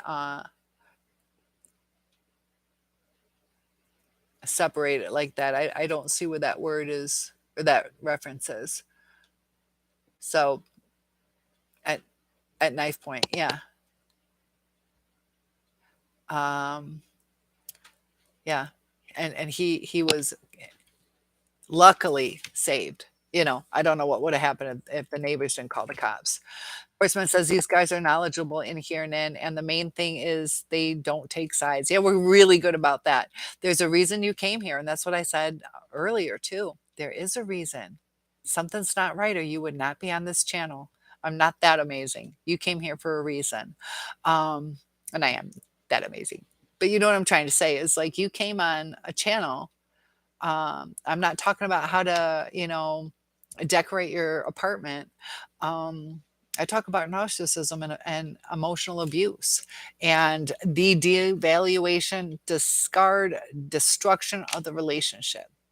And I know there's other ones that are alive too, or online live as well. So there's something about maybe my title or maybe some things I've seen, I've said in different videos if you watch them. Um, so that's a good point, Horseman. You know, there's a reason you came here, probably the same reason I did. I left mine so close to something happening. Yeah, so he's like, don't be like me, Nin. And Nini says, Nin says, I'm a patient, coherent, but firm, just like when I'm on duty.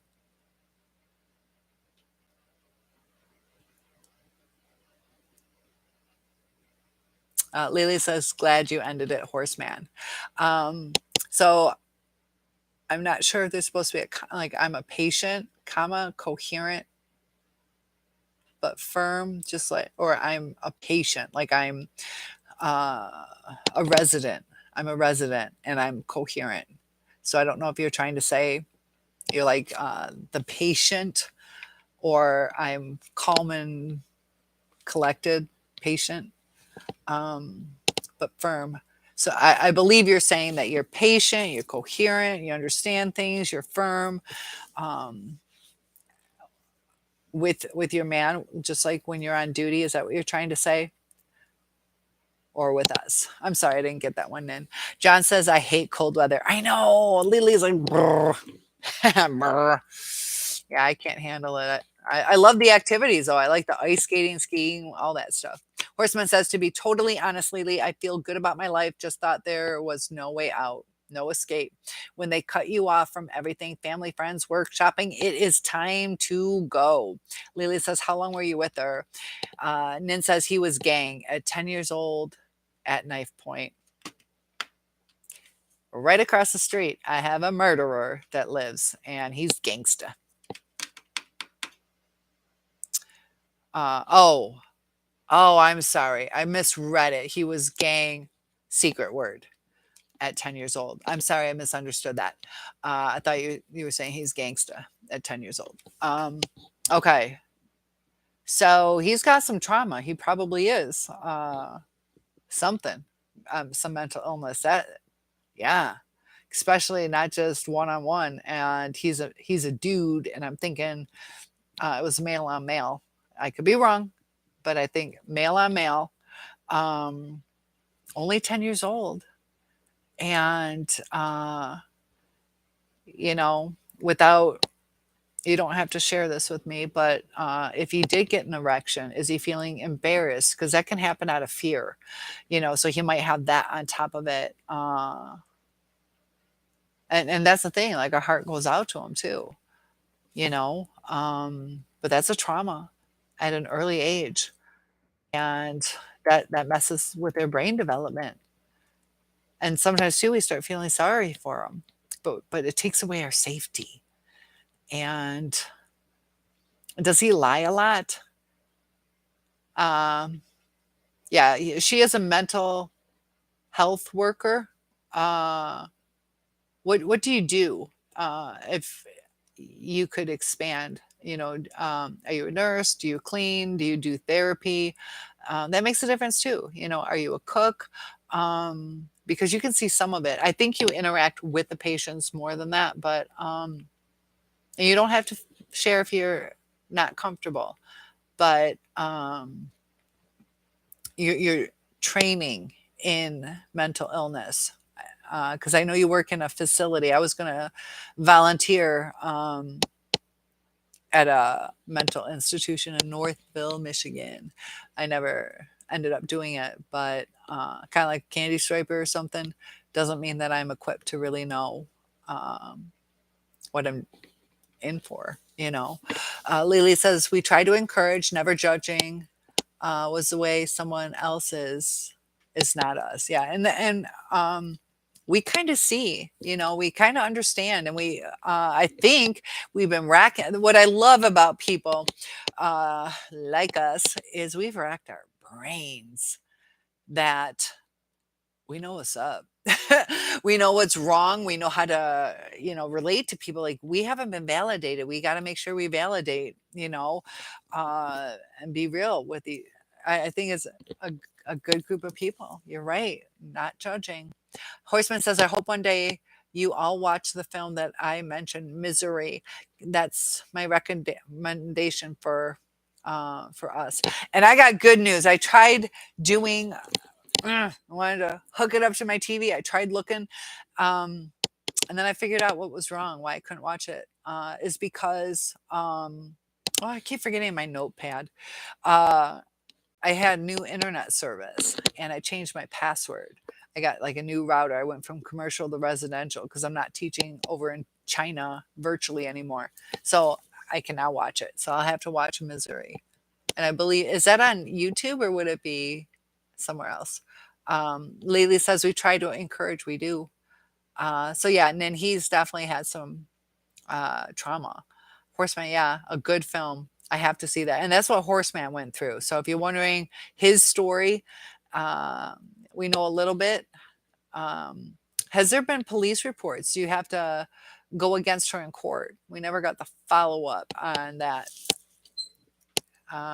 Lily says, and play Misty for me, lol. Like what is it? Sierra Mist?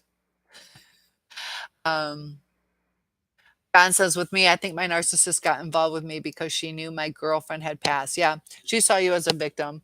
Um, and that's classic. That's classic. Somebody to hang out with, somebody to, you know, party with, or whatever somebody to talk to.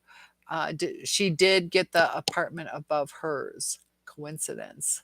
I think not. She knew I was vulnerable at the time. They probably said something. Um, she Somebody must have said, somebody on the complex, whatever. Yeah, she probably targeted you. Um, Nin says yes. Horseman says that's the one, Lily. You know the film. Nin says yeah, horrific. Oh, you are a nurse. Okay. Um, are you a psych nurse trained in? I know I was going to be ADN, and I don't know if they have extra training. I know there are some psych nurses. That's good for you. Good for you. That's for many years. Okay, so sometimes too you learn extra things too. Um, and I asked too many questions. I know you don't have to answer everyone. So I'm very proud of you. Uh, you've probably seen a lot. I know over in Northville, there was a lady who drank herself to death with water. Um, and I did a video on that. Like, we have to be careful with the toxicity. So it's really interesting. So she's drinking all this water, and it's distilled water. The nurses weren't she would drink gallons upon gallons. She just had this craving for water. And I watched this other lady who did this like detox or diet kind of thing, and she drank a lot of water. Um, can't remember how much it was. It was like 2, 3 times what you should have. So she's drinking this water. I'm not talking about the first person, it's the second person. So she's drinking all this water and she's starting to detoxify. And then it kind of starts shifting where her organs are starting to be damaged because of it. And so she realized I gotta back off of this water. And uh, she said, when I backed off of it, I started craving it. So it was killing her. Okay. So we think it's healthy, she's taking it in, realizes it's craving, killing her, and she's craving what's toxic to her. And that's why when we're talking about the narcissist, it seems healthy water. You know, it's detoxifying us. We take it in, it starts killing us. And if we're like, okay, I'll back off, we start craving it. We crave the things that can destroy us sometimes. That lady drank herself to death on water. Um, and we got to be careful what we're doing. Are we seeing the healthy version? Is it in moderation? Is the abuse in moderation, or is it over the top? When it gets to be too much, you know, there's times it's like, okay, yeah, I look chubby today. Yes, I'm bloated. I can take that, you know, but uh, when it's too much, it starts to destroy you. So diminished responsibility. Possibly it's on iTunes. Guys telling secrets. Lily says, when I was a court reporter 2 times a week, I reported commitments at mental institution, learned a lot and saw a lot. I bet it was interesting. YouTube, not iTunes. Predictive text. Okay. Thank you for the correction, horseman. Nin says, in those days, it was so taboo. The men were never arrested, and his parents didn't acknowledge it. Even told him, uh, even though he told them as a, he was not validated. Oh, probably told him to shut up about it, don't talk about it, and probably didn't coddle him. So, wow, that's terrible. You know, it's terrible that some of the abuse people go through. And you're right, back then it was, especially men on men.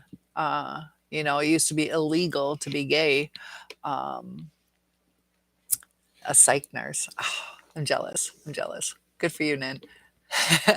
Yay! Lots of love. I'm jealous, but proud of you too. Horseman says my ex has played the mental illness card and actually admitted threats and texts, and it's gone to CPS, which is Prosecution Service. They decide if it goes to court. Is she trying to say she's uh, not in her right mind, so she didn't commit a crime? Not mentally competent to stand trial. They might award it to her. Uh, and I think they're gonna go like, I don't think I think maybe psychopaths and sociopaths might get away with that, but I don't know. It'd be interesting if she's gonna have a psych evaluation. Horseman says either way, I'm not bothered. I'm done with her. I actually have had several conversations with her ex before me. He's a good guy. He had the decency. Yeah, you mentioned he had the decency to warn you before via a letter to your workplace, and you didn't believe him, did you? That's the thing. Like if with us when we're talking about our you know, some of us are, do I reach out to the news supply? No need. They're not going to believe you. And then says, I'm trying to get him to see a therapist. Have you talked to him about that yet? And do you want to do it together or you want just him? Lily says, yeah, and then maybe he's jealous of you. I think he is jealous of your accomplishments. I think I could be wrong. I think he's pretty competent in his accomplishments. I could be wrong. I'm just uh, Lily saying one thing. He's jealous of her youth. He might not like that she's out. I don't know. I was going to say he might be jealous of other people at work. I think he feels more of a comfort that she's working in a mental institution, if that's still politically correct to say it that way, um, where she's not going to be flirting with the patients, possibly. Um, but I could be wrong. Maybe he is jealous of you. He's definitely jealous of your youth. And, you know, your youth probably makes him feel younger. And I'm sure he can show you off. He wants you to quit. He wants you to quit work. Oh, so predictable. Uh-huh. Yeah. He wants to own you, girl. He wants to own you. He doesn't want it to deal with jealousy. If that's what you mean, jealous. Oh, you said of your accomplishments. He might be jealous of other guys. And let us know, Nan. What do you think? Do you think he's jealous of your accomplishments? Horse, how long with her? It's like, horse, how long's your hair? What? Like, um, how long were you with her? Horseman, Lily wants to know. He said all his pets went missing. He said fish, a budgie. I don't know what a budgie is. What's a budgie? Um, Rabbits, the cat. Makes me wonder if she got rid of them. She was like that. Nin, yeah, he's doing some predictable stuff. Lily says my ex-narc was jealous, so sick. Nin says yes. Yeah, so Lily is picking up on some jealousy vibes. Nin says yes, he has agreed to it, but making the appointment is the next stage. Put a time limit on it. Put a time limit. And yeah, is he making you make the appointment or will he do it? Either way, it'll be interesting to see if he continues or if he even shows up. That's good though. If he, how did you meet him then? Lily's asking. John says, a lot of my narc friends exhibited a lot of jealousy concerning my invention accomplishments. Yeah. And you're right, John. A lot of times they'll try to undermine us. And, Nin, you got to think about retirement, all that stuff too, Nin says through an environmental group, Lily. Well, good for you. Save the world. You're saving people. You're saving the environment. So you guys have some stuff in common too, and that's nice. Horseman says 2 years. I was with her 2 years. Too many. I've seen a lot of this. Is like even Sam. I'm like, how long have you been happy? Never, never. Yeah. And sometimes too we look back like I wasted opportunities with somebody else, even if we never met that person, that we could have already been living a better life. Nin says, shall I make the appointment? You can. We need to start getting him invested though. Like if you're going to stay with him and it's going to work out, he has to be more invested. And you can make the appointment, but you're spoon feeding it to him. And you're never going to know. This is the thing. You're never going to know his dedication. I failed with my second narc where I like spoon fed, like, can you call me? Can you text me back? Can you this? Can you? And it was like I set up this whole little, and I felt so empty because I never got him pouring into me because I set everything up. I didn't get him directing into me. So you need him to direct into the relationship by him taking some responsibility for it. You can, but you'll feel more full and understand his dedication more if you let him do it. If it's excuse after excuse, it's up to you. I know sometimes we're like, let's just get the ball rolling. So either way is okay. Either way is okay, but that's still spoon feeding it. So that's your choice. you know, it's good either way. But that's just something to be aware of. Lily says all he has to do is make an appointment with you because you're more knowledgeable than the whatever. Um, and that's the thing. Like if he's really serious about it, you don't even have to ask. It should be done, you know? And I kept explaining with my second one, like, um, let's say I said, uh, why don't we go to Europe, and you really want to too. Like, we're going to put the ball in action. We're going to do it. But if you really don't want to go, then you're not going to make a step towards it. Because if you're excited about it or wanting it, you will do your part to make it happen.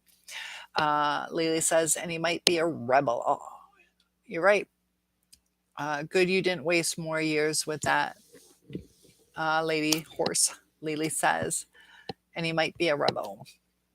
Horseman just had a really strange thought. When I was with her, she was obsessed with pets, always fussed about her mate's horses. When I first met her, they were more human than I was to her. Yeah, because they don't attack back. Everything is um, transactional. They get the love, they get it when they want. Dixie, I get what I want. I don't have to deal with calling Dixie or hoping Dixie comes by. You know, if not, I can force it. It's easier. Uh, Lily says, but then they went missing. Yeah, makes you wonder. Nin says that's right. I'm inclined to encourage him to make the call himself. Yeah, I get it. I've been there, but yeah. Nin says horseman, that's psychopathic or sadistic. Could be. Horseman says, but her ex before me told me in a conversation that after she created arguments with him, something would always happen to make her upset. The fish dying, the cats going missing, never to be seen again. They could be scapegoats, you know. Um, kind of what Munchausen or something like that. She's instead of using a kid, plus she's doing death, not just illness. That she wants attention, so she'll kill a fish or let out the cat, and like right now, if I'm like, oh my gosh, Dixie's missing, I got to get rid of her. I can't have you come over here. Uh, yeah, just she could be using that for um, attention, and makes me really wonder if she was behind them all. That's a lot, just like, if I had 3 husbands and all of them died due to unknown reasons, it's kind of like, something's up with that. That doesn't normally happen. Um, I will say my neighbors next door didn't necessarily take the best care of their animals. They had more animal deaths than they probably should have, but it's because of lack of care. Uh, so that can happen. But if she was taking good care of her cats, like, or animals, feeding them, they that's kind of high amount, especially every type of animal. It's not like there was some feline infection and all the cats died, but the dogs or birds lived. Horseman says, before her ex before me told me in a conversation that after she created arguments with him, oh, I'm sorry, it's bebopping for me. Lily says creepy. Nin says very.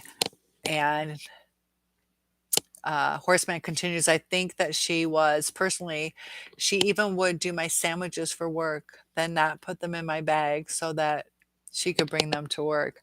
Yeah, but if it's a pattern of happening, it's not like, oh, I had a bimbo moment. It's like, I want to see you. I want to check up on you. Sometimes you start seeing through the pattern. Huh. Yeah, because it's kind of a hassle doing that, bringing the sandwiches to work. Yeah, it's usually you are like, I can't keep doing that. I got to remember. She wanted to see you. You're probably right. Nin says my narc is very sweet to my dog. LOL. Never a harsh word, and my dog adores him. Go figure. And that's the thing, like sometimes they will be really sweet and others are horrible to animals. So I've seen it both ways. I know, Lily, that's what went through my head at first when we were talking. I'm like, uh-oh, she's making you food. Lily says, did you inspect your sandwiches? Nin says, LOL, Lily. Yeah, you're laughing just like I am, Nin. Horseman, that's some good examples of reality of narcissist tendencies for you, Nin. Get away whilst you can. Yeah, it's definitely something to think about, because you're saying it's getting worse. You said massive narcissist, and it's just that anger management. Like right now, I can be angry, but are you having a pleasant time with me? I could be pissed off at the freaking world, but I'm not hurting you, you know?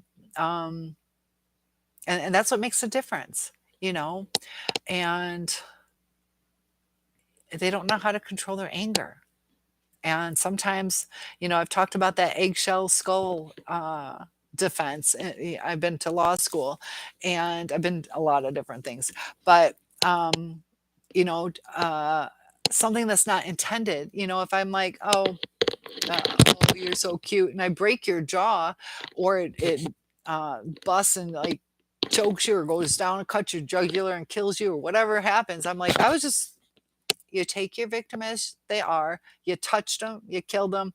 And so you never know what's going to happen. If he's like, just stop and hit something, just because he's not controlling his anger, it can, something can ricochet and he's not necessarily meaning to hurt you, but it is a dangerous environment.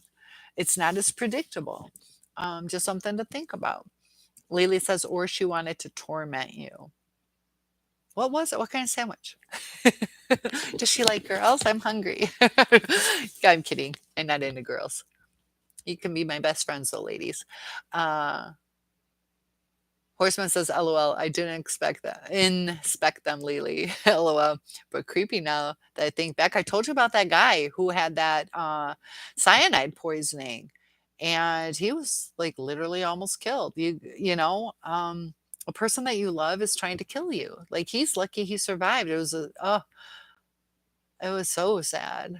Way over the limit. He's lucky he survived. But talk about trust issues after that. Horseman says, LOL, I didn't inspect them. And Nin says, I've done so many anger management courses. I know, me too. I've done so many that I can't stand them. Is that what you feel like? You get to that point, yes. Yeah, it can be counterintuitive sometimes. It's that overdose. I feel you. We do that too with the school system. Lily says, Nin, what was his career? You said inventions. Is he retired or something? Yeah, is he still deals with the environment, also does inventions? Is he okay? You continue. Nin says he retired from his company. He received an award from the Queen. He invented a system to guide fish away from the hydropower stations. That's cool. So it saves about 750,000 fish a day from each hydropower station. Huh. Well, good for him. I'm like, John is also an inventor. John's done some cool things too. Lily says, I wonder if the Idaho College murderer harmed animals, but I don't want to know. It was interesting. They were saying that his professor, she was, dealing with him over the internet, so virtual type meetings. But I guess so he presented really well virtually. In person, he was awkward. Probably had something to do with kind of like an overload, many people. Also, it was probably more peers like his age. So yeah, that's still ongoing. But he got a court appointed or a public defender, and it's 76 or 77% of the criminals get, how does it go? 86% with the public defender get convicted, and 77 or so if they hire an attorney. So he has a higher chance of getting convicted because the attorneys don't have that big of a time frame to prepare for it, and he might be facing the death penalty. Horseman says, I might get a publisher and write a book on yours. Yours would be, yeah, it could be. I want to act it out. LOL. Probably could make a film of mine. Joking aside, I give my ex 2 years before I think she will make the newspapers or news. And I told you too, I dated a guy who is a murderer. And he's in, I believe he's still in jail. Um, and that's the thing, think about what we're dealing with. Like Horseman's lucky he's out. I'm lucky that I didn't pursue. I remember praying over this guy, but I love him and I want to marry him. I was praying over him. Sometimes we don't know what God's plan is if you believe in a God, but he ended up killing his girlfriend and beat her to death with a baseball bat, and that would have been my man that I was loving and I prayed and I was spiritual and believed it would get better. And I felt like he was so sad. It saved my life. Um, has pat has patents which are now used by I don't know what MI5 is. What is a 3M? I know what 3M is. Um, now, I have an uncle who was a Nobel Prize winner. And that's kind of like cool. I can brag about it. Are you sure you're not kind of caught up too in the, that's kind of cool. My man did, has these patents. Just something to think about. You might not be, but sometimes we get super proud and live vicariously too, even though you're doing fantastic for yourself. Uh, I just throw things out. Horseman says, Lily, I've heard about this guy from Idaho on our news here. What's the latest on that guy? I just know he's got public defender. Um, Horseman says he looks a bit like the real Ted Bundy. There's something about his eyes. Lelia says no bond and court on Monday, no plea yet. Horseman says, what does that mean? No bond. Bond is the money that they set for you to get out of jail. And if you are, like if you have a bond, sometimes you can use a bondsman, um, bail bondsman who will let you get out. They'll put up the money. You got to put up 10% of what it would be. Um, and that's how you get out of jail until court. He's not going to get bond. They're not going to give him bond. If they do, it's going to be millions of dollars. And then he would have to come up with 10% of that. If he has a bail bondsman that will even take it, because it's a flight risk. And so that's what bond means. Do you guys have that over in the UK where you can bond out? Where that means you can kind of put down a good faith deposit that they set. Lily says that he has to stay in jail and cannot post bond amount to get out and wait for trial. Nin says it's like living with David Attenborough. He is an amazing man. He just has episodes. And that's the thing too, we do have to realize what the episodes are. Will it get better? There's no perfect people out there. You've only been with them since March. How have you guys broken up within that time? Or has it been stable since March? It was scary, like praying over this. Yeah, that's real close to home. That is real close to home. Because after we broke up, I started dating this other guy, and we ended up staying like lifelong friends. Um, but he was like, "Yeah, yeah." He was like, um, but yeah, he was like, "Yeah, he's in jail for murder." I'm like, "What?" It blew my mind. Um, and it's on the way, like it's legit, like it's for real. So that's definitely scary. Horseman, all right, we don't get bonds here. I think it's called remand. Okay, probably. That's probably what it's called. Leah says, that's interesting. Nin says, "Yes, I am very proud to be his life partner." Yeah, and there's things like we can be proud of them, and that's it's good. I was proud that my ex was a state trooper. My other one is very successful. I definitely have some pride in that. Horseman says, "Do you think he's guilty?" Hmm. Well, it was his mother's car, that little white car or whatever. That was his mother's. Um,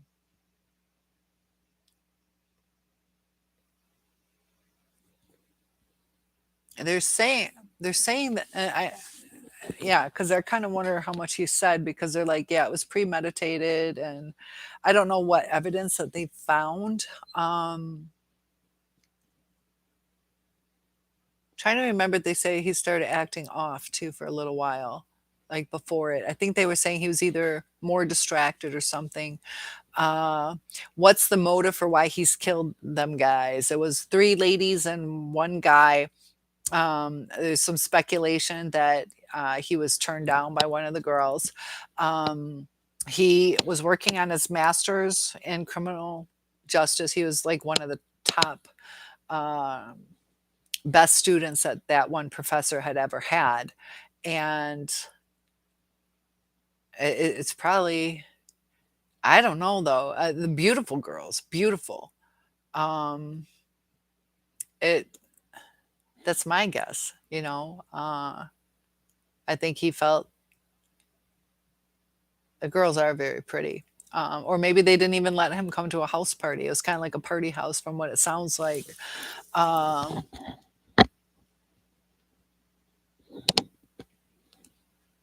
yeah, and it might not even be something. It might just be like, I, it could even be like, I just want to tap that, and decided if I can't have her, nobody else can. I don't know if he went room to room. Um, or it kind of sounded like they were thinking he might have wanted to kill all four, which I don't know if I believe that. I think maybe he went, I'm assuming that the boy was sleeping over with the girl, like boyfriend, girlfriend, wrong room. And I don't know if the other two girls shared the same room.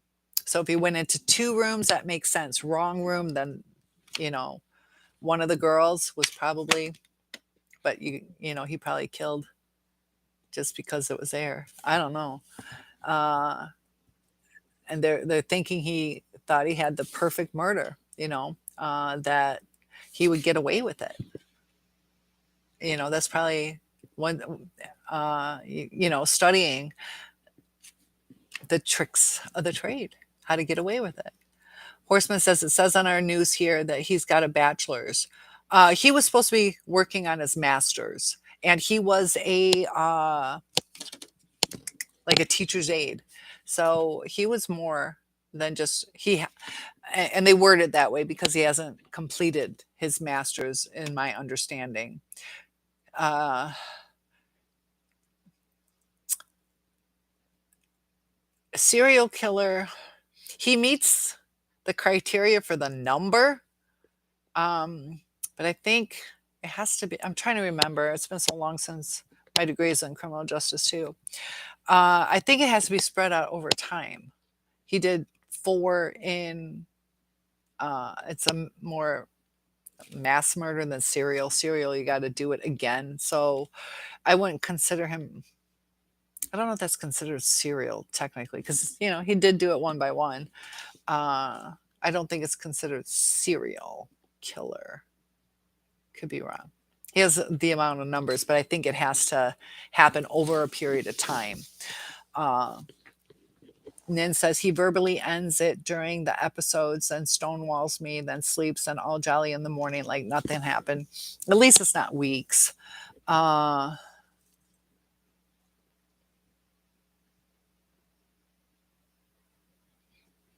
hmm.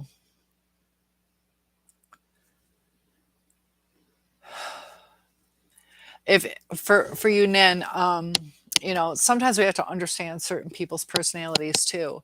So if you're telling him, look, I get it, you need some time, you know, um, we can take some time, but it needs to be talked about. or we have to either sum it up before we go to bed, or if you need a little time to think about it, but we're not going to just like leave it this way, because it's left on a negative thing. Bring it back around to positive. And Lily says, "Oh, he murdered girlfriend after."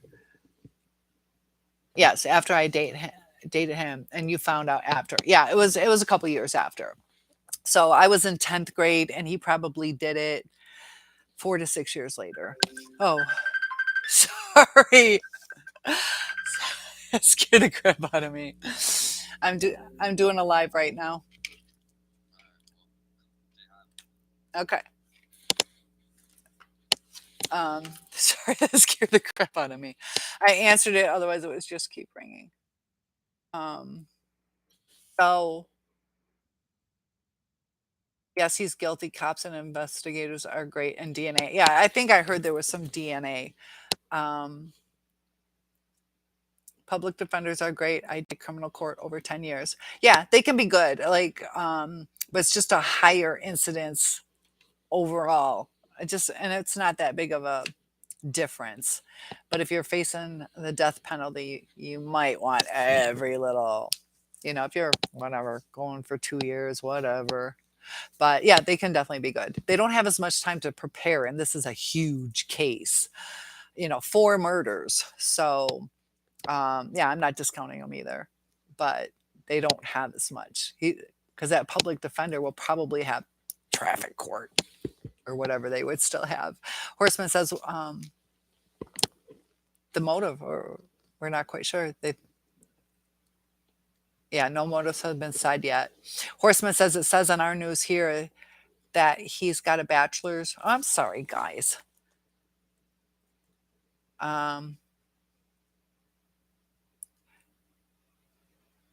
Nin says, when he starts talking fast, I hit record. When he denies it to me that he has ended it, I know I had the real conversation secretly recorded. I have played them back sometimes when he has tried to gaslight me. So I'm just going to say narcissism is toxic. It is toxic. It's already to the point within less than a year that you are recording him. Um, uh, I'll tell you in a second, Lily. So just take that to heart, that you're at that point where you either feel helpless or it's toxic and it needs to be corrected. I get it. Sometimes we use things like, here, no, I have proof. They're going to feel attacked. He's going to feel attacked that you're like, what the fuck? I can't fucking even live in my house and you're sitting here recording. Like, this is bullshit, is what he's going to say to you. It's not going to bring about, you know? And that's where the failure is going to come in with the relationship. Is he's not going to go, oh my gosh, you're right. Oh gosh, honey, come here. Give me some hugs. He's going to be on the defensive. He will not like that. If he ever finds out, it could get physical. He maybe not, but it could, or just a rage. You say you play it back to yourself, so you know what he really said for sure. Yeah, sometimes we're like, what? And we still don't get the answer. A bachelor's is 4 years, master's is 2 more years, so 6 years total. And a PhD is when you go for another 2 or 3 years, like 8 years total. So it's in between a PhD and a bachelor's. And an associate's degree is 2 years total, 2 years total for an associate's degree. That's the first step. And you could skip your associates and just go for your bachelor's. Good question, Lily. Either way, he's a sick pup. I mean, the Idaho guy. Yeah. She's not talking about your dude. Yeah. Next level. Yeah. And things, sometimes they just want the thrill. They want to see if they can get away with it. And these are people's lives, or I have a feeling he just got some grandiose, like, yeah, I can do that. He probably read some case that interested him. There's also people, sometimes even just hearing things like, oh, this person, and it's true stories. This person said they killed someone and they felt invigorated. They just wanted to see what it felt like, and now they're addicted to it. And it's like thrill seeking, and they're like, it was the biggest thrill I ever had. Sometimes too it can click in like this guy's mind, like, I wonder what that would be like, you know? And then they go trying to find it. So that's also too how serial killers come about. They get a high off of it. And yeah, definitely next level. Horseman says, yeah, real sicko. I could have got him a perfect partner if they had give him bond, get him to the UK. My ex will be, yeah. And that's sweet of you because, she's probably hurting too because you guys are broken up. And that's how kind hearted you are. Like, I got you a man. I'm sorry I can't be with you, but horseman behave. Lily liked it too. um, so Nin says, yes, I have made it clear that if he is vicious towards me, then needs space. After that, it's kind of up to him to reconcile. The fellatio thing was just ridiculous. And it made you cry.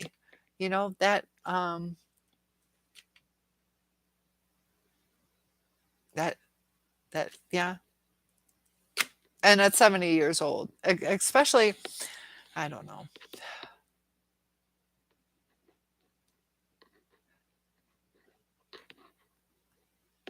Uh, um Trying to think. Um, so you have made it clear that if he is vicious towards me, then he needs space. So, and this is just pulling it apart because I see there's problems, and so you're kind of telling. If I'm taking your words, trying to understand your intent in your words, so in a sense, and the way you interact with him. So based on the way you worded this, it sounds like you're saying you're being vicious, go take your space. And so he's going to see it as being told what to do. He's a dominant person. He is not going to like being told what to do. Um, and there's times you're like, look, if we're going to talk that way, the discussion's over. To where you stand up for yourself a little bit more. But also, too, it's hard with the narcissist. They don't like your boundaries. So it's almost like a no-win situation. Because they see either way, and you can say it's up to you to reconcile, but you're giving away your power. And that's what happens in these relationships. So please listen to this because this is where almost all of these fall apart. We give away our power. We give away our boundaries. And like how I kept saying, I'm setting this up. I'm setting this up. And I didn't feel fulfilled. So what's going to happen is you gave up your power. He has the strength to make you happy. You're going to be happy with a reconciliation. There's no time limit. As long as we reconcile, and it sounds like bossy and crappy too, that, you know, we just need validation and, just say, if we can't reconcile, or this needs to be handled, we need to reconcile. I need a hug. I need an apology. And he's got to come to you with it's hard to word it the right way. But you're giving him the power whether or not he reconciles with you. And it's going to start eating away with you if it takes too long or if he lets it go. It just needs to stop happening. It just needs to stop happening. Tell him it's not healthy. It has to stop. And don't give him, we give him too much. And, it's, oh, Johnny. Oh, yes. John's making spaghetti and meatballs. Anyone hungry? Oh, that's mean. That's stuck in front of a computer, corded up, and you're teasing me. John, I bet you're a good cook too. Horseman says, Mademoiselle Eel. I'll have some. I'll have some. There we go. It takes me a while. I'll have some. John, want a beer? Oh, yeah. So who's bringing like dessert? Anybody have a salad? John's all down for it. Lily says, soon in your work life and home life with this guy is going to be one thing and blend. Yeah. And this is the thing. If you give up your work, you're going to be with him a lot more. Um, is your relationship healthy enough to be 24/7 with someone? Um, and you're still young, you know? I know with teaching online, I'm back at the schools because you kind of go a little stir crazy. That especially with COVID and everything like that too, where you start missing people. I don't live with anyone, um, so I don't know what I would feel like if I was with a live in my life. But if it's toxic, we don't have any support systems, so that's something to consider too. Uh, Now, did you tell him? And I might have misunderstood you. Did you tell him it's up to him, or you just leave it up to him? So I might have misunderstood. Sorry. It's been a long day for me. But yeah. Yeah, maybe you're drawn to him too because he does have those narcissistic traits because you went into psychology. You're a psych nurse. You want to save people with some mental illnesses. Maybe he's intriguing to you that way too. You think he's seven, or you think he is 70. I think he will burn out and begin to enjoy receiving love. He's 70, girl. Read your statement. And I'm not trying to be mean. He's 70. He's going to burn out. He hasn't in 70 years, you know? Like,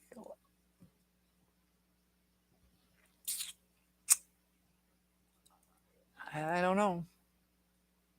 That's something to really think about. He's 70 and you think he will burn out. And if he's not comfortable receiving love now, what's the chance? And when? 5 years from now? He's 75 then. Um, so big hugs to you. I'm not trying to be mean. It's just, it's kind of that denial stage that the relationship's not good. I think you see the issues, but it's that cognitive dissonance I think that's going on. And I mean it with love. I really do. Lily says he might already have. Yeah, he might already have it. He was like a teacher's aide or whatever they call it. Um, I know he was working on it or had it. He was definitely in the master's area. He was beyond bachelor's. Um, Lily says, John, I ate my leftover chicken and potatoes. Well, there you go, teasing. You so you see, male and female narcissists in here in the house, especially with his diagnosis. Are you talking about the? Yeah, sometimes I see what you're saying. You're talking about the. I think you said prostate cancer. Um, yeah, it can be like something. Sometimes, yeah, life changing. Especially when you're older, this is my life. Looking back on life, and um, I don't know if it's a near death experience, if he's in stage 1 or stage 4 or stage 0. There's a stage 0. Did you guys know that? Nin says, every year from now on is a blessing. I want to be there for him. Amazing chemistry, or I'd never have stayed. So I get it. I get it.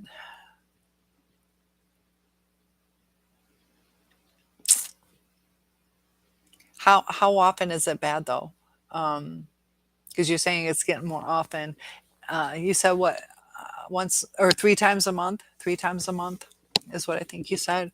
A horseman says, "Hey girls, can anyone make me and John a dessert? And you can all join us. You've got the beer." Oh, let's see. What kind of desserts? Has he ever hit you? And then, so Lily's asking if he's ever hit you. Um, I love it, horseman. Nin says no. He goes off and stonewalls me. He wants the space, not me. That kind of hurts. I can hear the hurt. He wants space, not me. We have an argument. Usually, when you love someone, you're like, I don't want to leave it like this. I don't want to leave it like this. I want the closure of and bring it back to that happy place. Nin says, I generally carry on with what I'm doing at that time. And that's a survival technique, Lily says, sounds tense all the time. And has he been? Nin says, no, but it's close to the mark. He stops himself. His blood pressure's through the roof. He knows he has to stop. Yeah, Lily says he's a case. There's a lot going on with him. And we say through the roof. How high is his blood pressure? He went between 100 and 140 over 60 to 80. What's his blood pressure? And you don't have to share stuff you don't want to. Horseman, Cynthia, you are like a psychiatrist, mentor, friend to everyone in here. I can't wait until your TV show gets on air. I would love to do that. I was thinking maybe I should start out with a cable channel. You're so sweet, Horseman. I would love for that to happen. We'll have to see. That would be amazing. Take over the View. I'll take their time spot. Nin says, yeah. Horseman, Nin, he had, and you're sweet. Thank you for that. So feel free to hit that like button, help with the algorithm so I can be a TV star. See you later, Oprah. My daughter was born during an Oprah show. Not on the show, though. I was in the hospital and was on. Horseman, Nin, has he got friends to talk to, or have you? It's good to talk. I'm making up for it now personally after being forced to be a monk for 2 years. Same here, I'm reconnecting. Luckily, I've done that. Not everybody's like, screw her. But, we have to take care of our friends. And Nin says, Soul, can't thank you enough. I feel like I've had a free therapy session. Oh, no, I'm charging you. No, it's totally free. I'm just teasing you. So good. I'm glad you came away with that, that sometimes we need to talk through it, and you're welcome.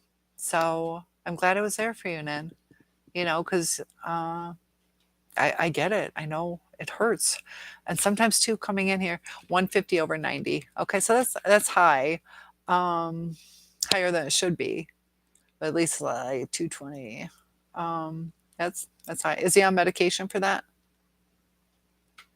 I have so many questions for Nin. She's like, just leave me alone. I just want to listen. So you're welcome. Nin says, Horseman, yes, friends are around, but he can't tell them about the trauma. Yeah, that's the thing. That's a lifelong trauma. And unfortunately, because of that kind of trauma, especially being a guy and a gang rape, guy on guy. I just said the word. Hopefully I slurred it enough. But yeah, that's hard to talk to. And a lot of times too, people don't believe guys, or, oh yeah, then why didn't you report it and all that stuff. They don't understand it. But luckily he was able to open up to you. Is this YouTube like the same as podcasts? I need to start a podcast. I did a podcast with Dare to Know with the number 2, KNOW, Dare to Know. And I was like, ooh, I liked that. So I think when you do a podcast, it's just more than one person. I don't know if there's some other venues, but I think you can post YouTube podcasts. I don't know if there's some different platform or something. But that's why I was hoping, the more likes I get, the more subscribers I get, the more people I would have that I can interview on podcasts. So that person reached out to me, and I want to start doing that as soon as I have a few more subscribers. I'm growing every day. I've only been doing this about a year on YouTube. So this is a live chat, and then a podcast. I'd have somebody virtually with me, and I don't even know if they were sitting by me, if that's considered a podcast. It might be an interview. I don't know the technicalities. They usually just have better microphones. So yeah, Lily, podcast I think is like 2 people, or things like that, maybe 3 or 4. Horseman, Nin, actually I'm probably the worst one to give advice. Don't say that. You've had some advice, but he's obviously really intelligent. Perhaps his brain is working overtime. Can you go swimming or anything to relax together? Yeah, sometimes too.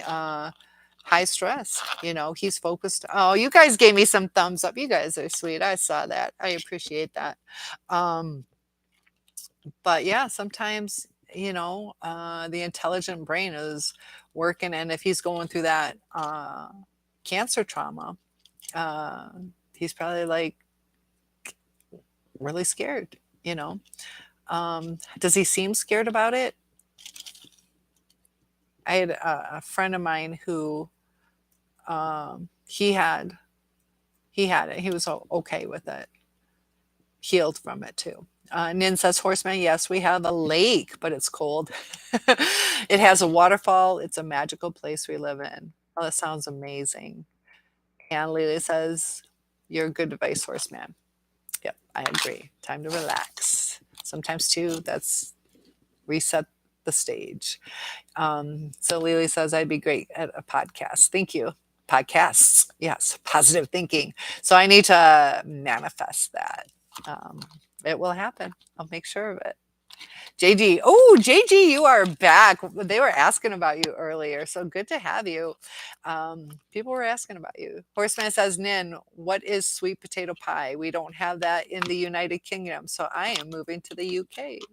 Sweet potato pie is like pumpkin pie. Have you ever had like allspice pumpkin pie? It's pretty much like pumpkin pie, just a different medium. I don't even know what is it like.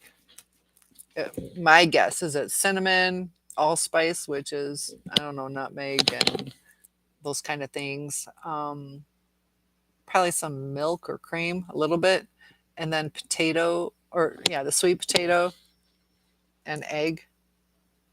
It's like pumpkin pie if you've ever had that. What we have at Thanksgiving. I know you guys don't have Thanksgiving over in the UK, but if you've ever seen the pumpkin pies that's what it's kind of like. Lily says, thank you, podcasts. I agree. We'll do that. Calibri, hi all, I'm back. So we got people joining back in. Yes. Lily's asking what you doing, JG, and John saying hi to Calibri. So is Lily. Nin says, Horseman, I'm from Cambridge originally, but I live in North Wales. It's yummy, lovely, and sweet, but not much sugar in it. And Calibri says, thanks, John and Lily. JG, Lily drinking the juice. Horseman, sounds nice. Then Nin. So yeah, we're gonna have some sweet potato pie. Did I miss it? Is that what Nin's bringing? Oh, cool. Yeah, Lily, what kind of drinking juice? What kind of drinking juice we having? Ain't no water we want here. JG says Bolthouse Farm strawberry banana juice. Banging. Oh my gosh. We got a little party going on. Lily says we have pounds in our development. Ponds. I'm sorry. We have ponds in our development. And you saw otters. That would be thrilling. How neat. Nin says he is being very brave about the radiation therapy and surgery coming up. Good for him. Keep us posted on that. Saying some prayers, because, I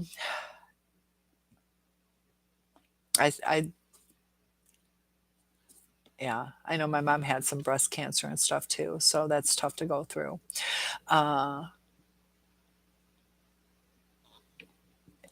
Everybody's asking about you. Was it Lily who asked? Who was asking? All the girls. Yeah, all the girls. It's usually all the girls, right? Otters are chill. And they're pretty cool. How I tell you, I teach the kids. I have like an otters class, and it's kind of neat. Horseman, do you all make your own moonshine in America? Oh, can I tell you a secret? I had a store, and somebody brought me something to drink, and I thought it was Kool-Aid, and it was homemade moonshine. Yeah, I didn't realize. There are people. This summer, I went to like a mud bog type thing, and my friend met up with their group of friends, and I didn't realize they were like so into making moonshine. She made so many different kinds. She had like cream soda and apple pie, and it was good moonshine. I didn't realize. Now the stuff I had at my store that my customer brought me, that was terrible. Moonshine can be good. No, we don't all, but some people do, and some people started doing beer where they brew their own beer. Nin says, Lily, that's awesome about the otters. John, one night I was throwing out garbage and saw three little feces. Did I read that wrong? Three little faces. That's an A. I saw three little faces looking up at me. Raccoons. Two jumped off, but one was curious and checked me out. They can get big. Raccoons can get very big. I told you my neighbor had a baby raccoon. So I wish I had that. John, maybe I'll have to find it. I have a raccoon on my shoulder. And then don't ever watch Tarka the otter. LOL. Uh-oh. I don't know about Tarka. JG says, sup, John. Sup. And then, oh, it's so sad. Oh, yeah. Don't watch sad stuff. Horseman, I was asking about you too, JG. I love you. Lots of kisses. No tongue. I don't see a tongue there. LOL. Only kidding, JG. How are you doing, dude? So what's up? What's up? Lily, Nin. I live in Boca Raton, Florida. Never or ever hear of it. And that's in the southern part on the East Coast. Lily says raccoons are adorable. They are cute, but they can be ferocious. Nin, no, Lily, I bet it's nice, warm weather. Lucky you. And yeah, we need to do our convention there. JD says, you want a pet raccoon? I'll tell you what, that thing at my neighbor's, it would climb up into the ceiling. I don't know how it did it. It climbed up ceilings and little raccoon fingerprints all over the place. Kind of destructive. There, it wasn't horrible, but I would think it would get horrible later on. Lily says, yes, probably 60s now, cold wave. LOL. Yeah. Yeah, quit quit your bitching. Nan says, I'd love a pet opossum. Oh, what was it? No, it was a ferret. I had a date with a guy who had a ferret. An opossum, they play dead for up to like 4 hours. And a lot of people, they think they're dead, so they throw them out into the garbage. And no, it can be several hours they play dead. And they are kind of cute. They can look ferocious too. I have a class on them too. It's really cute when they got their babies on their back. Lots of babies walking around with them. John says it's best to get an animal like that when they're young. Yeah, if why would Horseman says, Cynthia, can you say in your best deep South accent, deep? Oh, deep South. Okay, I thought you meant how y'all doing? How y'all doing? Y'all hear me now? I don't, my daughter can do it. My daughter moved down to Tennessee, and Mama, she's more southern. Um, Bless your heart. Aluminum foil. Aluminum foil. When you were at your friend's 20 years ago in Kentucky, that was the first thing anyone said to me. How y'all doing? Y'all hear me now? I don't know. Made me laugh. I love your accents. I try. So, how are things in my life?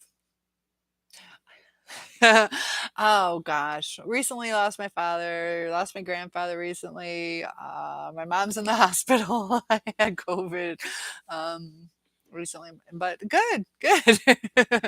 um, I'm all right. I'm all right. I'm a survivor. I'm doing better now. I am definitely doing better. You guys are helping me too. I have a better outlook on life, a lot more energy. So things aren't perfect. But they're good. They are good. They are good. On the upswing, it's just a lot of loss lately. JG says pet opossum. Thank you for asking. That's sweet. JG says pet opossum. Nah, they're weird looking. Oh, got some conflict going. Lily says funny how we Americans have accents. You love their accents or mine? I dated a guy out in Boston. We couldn't communicate. It was crazy. Um, Out in Boston, park the car. They say garage instead of garage. He says grab a carriage, and he's talking about a shopping cart and just little things like that. Dad says I'm too cute, and y'all hear me now? Sweet little thing. I told that story too when we went to that Poe folks. and it was like a southern place, and drinking out of mason jars and the iced tea and sweet tea, I should say. Sweet tea. Sweet tea is horrendous. So much sugar. But they had the, uh, well, I'll be right back, honey. And my sister's like, that's so cute. They're really getting into the act. And we're like, no, that's how they talk. She would not believe that's how they really talked. Because it was like a southern looking place. Um, your Philly accent throws people off. Yeah, there's certain, like, what? Cold shoulder, John. Uh-oh. And Lily says, LOL. Uh, Laughing. I love the laughs we have. Horseman says, that was fantastic. Type some typical Philly JG. Type your Philly accent, and then I'll read it. Love to see the typical area accents. Um, yeah, there are like, John says, JG, this year will be great. Perfect. Yes. John worded it perfectly. Nice and positive. Oh, British accent. Oh, blimey. I don't know. I don't bloody know how to do a British accent. Horseman says, no, I'm trying, guys. Nen says, oh, bless you, sending you positive vibes. Nin says, yes, JG, hope so. Crypto bull run coming. Yeah, what's up with that? What's up with the crypto? Hooked on juice these days. Juice is, Horseman says, British accent mine is, hello, the old chap. Tell me, how the devil are you today? To die. Nin, did I do that all right? Let's see. Hello there, old chap. Tell me, how the devil are you today? I don't know. And then Horseman, mine's more Cockney. John and Cynthia first date 2023. Horseman says, JG, okay, no problem. I love these little matchmakers we got going on. Sounds good. There you go. And we got, I guess, all the food ready. We got spaghetti and sweet potato pie. Um, Crazy stuff. Any other JG, is your name John? Can you say? Ah, Jonathan George. John George. Um, no, it is John. Ooh. So we got two Johns and then's LOL. uh, it was brilliant. It was brilliant. So, brilliant. Okie dokie. Okie dokie. And we should like do something too on the different shit don't stink and what is it? A sandwich short of a picnic, all these different little things that people say. Uh, um, oh, what is it when you're embarrassed? I want to say peaches or pears or what is it? John Jacob Jingleheimer Schmidt. So it, okie dokie. I like that. That was Brill. That was Brill. John Rambo. Yes, I am. The fourth. John Joseph, something with a G. Okay. John Rambo. John says one can short of a six pack is one. Oh, we don't really say that here. Maybe they do. I can't. I'm trying to think of some, but yeah, depending on where you are, and even just the soda and the pop and the Coke and the cola. Got that fire blazing. You got my fireplace in the background. That's good. And maybe that can be my little symbol, a soul survivor. LOL, John. Bear in the house. Yeah, Bear, are you in the house? We had two different bears, though. There were two different bears that have joined us. Crazy Bear, one French fry short of a Happy Meal. There you go. Yep. And Happy Meals are the best. I love those. And you guys are great with those thumbs up. So that algorithm's going to do really good. It was crazy. I did this one video yesterday. It went like viral. Like I had like 600 views, like in just a few, like a minute and a half. And of course I forgot to monetize it. But then it just stopped. I'm like, what? Like I've had like 5 or 6 and it was like, zoom, and then it stopped. I was like, dang it. You just, you drew first blood. Oh, does that mean you started the fight first? Or first, I would think that means you started the first. One sandwich short of a picnic. UGL genetics. Interesting. Why you pushing me? Like pushing my buttons? Why you pushing me? Yeah. Back off. Um, Speaking of bears, at the same dumpster a while back, a small black bear got spooked by my presence. Oh, that's like, oh, there's bears in Michigan. Black bears. They're more up north, but that would, that would frighten me.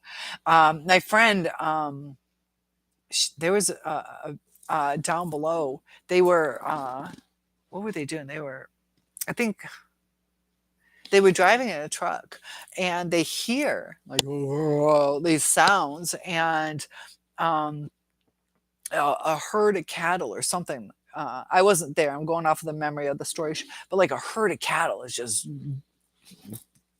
running like crazy, and you hear this uh, cow like in pain, screeching out, and so they her and her friend go to look for it, and it turns out that there's a bear right down there, and you could hear the bear howling, however you word their sounds. Why are you pushing me? Oh my gosh, John, that's insane. Crazy Bear retracted the message. um it it's lines out of Rambo. Yo, Adrian, I love you, Adrian. And that's not a good impersonation. Horseman says, LOL. JG, why are you pushing me? Great line. Crazy Bear, cracking corn. I've heard that too. I don't remember what that means. Give an attitude? Trying to remember what cracking corn means. I have heard that. Deer eat bear. Deer are vegetarians, aren't they? Bear eat deer, maybe. Aren't deers herbivores? Um, they're herbivores. You got it backwards. Um, oops. Yep, go ahead and retract that. That'll be our secret. John says, I was a little surprised that night. I would say so. And Jimmy cracked corn, and I don't care. Jimmy cracked corn. So, yeah, that's where that's from. Jimmy cracked corn, and I don't care. My master's gone away. Or does that mean escape? I don't know. Interesting that my master's gone. That's probably a slave song. Or maybe it means escape. Lily says, if he's small, it's okay. Take him in as a pet. John Will. You know John Will. Bear arms. Ooh, bear hugs. Bear hugs, bear arms. Oh, bear. Yeah, the right to bear arms. You're adorable. Have I ever seen a hairless bear? I've seen hairless cats, but no. Is there such a thing? Bear eat moose. I'll agree. They probably do. All right, crazy bear. Much better come back. There. Lily, how do you delete that? Yeah, we don't. Some of us are like, oh, we might need that in the future. How do you retract a message? I don't even know. Look up hairless bear. Oh, so there really is. I won't doubt it. There's, albinos and hairless dogs, hairless cats, hairless people. Horseman, what's Hollywood like? Anyone ever been? Well, I told you that my uncle um is a movie producer out, not like super high, but he's works at UCLA as like a film cinematographer, film director. That's what he teaches. And he right outside his place was, I went there and stayed there for a while, and you could see the Hollywood sign. And I went down Rodeo Drive, things like that.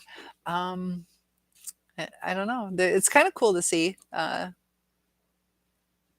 It's not quite what I expected, but yeah, he can do my little broadcast.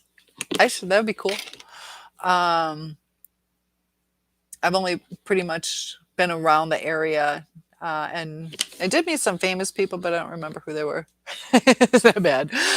One of that. Do you remember the guy from the Wendy's commercial? Where's the beef? I met him. And George, or I can't remember his name. It was a guy's name. um, but yeah, Hollywood would be cool to go to. Uh, I went to, is it Venice Beach, the Muscle Beach? Crazy Bear says, like, mind over matter. If you don't mind, you don't matter. Ooh, I like that. Uh, it's kind of sad though. It's kind of sad because everybody should matter. But yeah, we want people to mind us sometimes. Um, Yeah, that's kind of harsh. John says, I almost bought a hairless rat. There are, yeah, at PetSmart a long time ago. The clerk let me hold him and he snuggles up in my sleeve. I almost took him home. I had a rat named Ben already at the time. And you got to keep up with all those names. My goodness. JG says, be who you are. Say what you feel. Oh, and that's the thing. Use your words. Use your words. Say how you feel. We should communicate with people. Sunset sound. Jack be say Jack. Jack. Uh, there was Pat say Jack is who I'm thinking of. Lily, California. Yay, all pretentious like who's prettier than who. Yeah. Big empty city, but just my opinion. You see lots of older people trying to be young.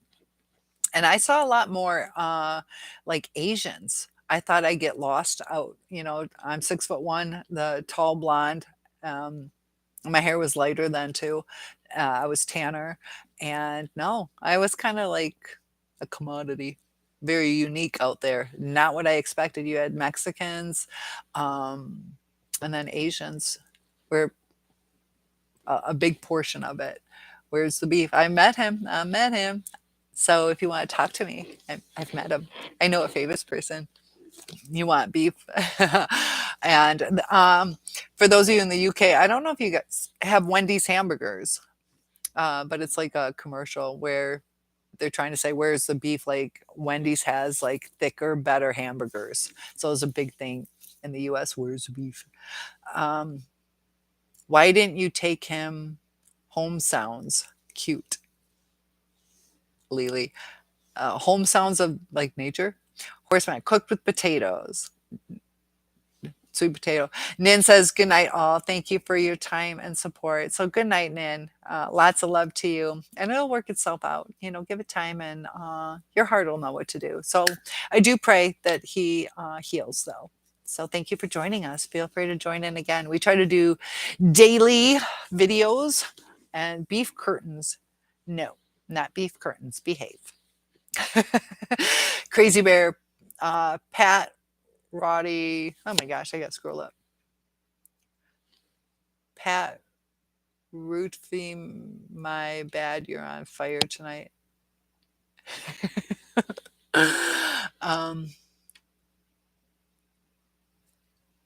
Oh, Pat. Okay. Pat, say Jack.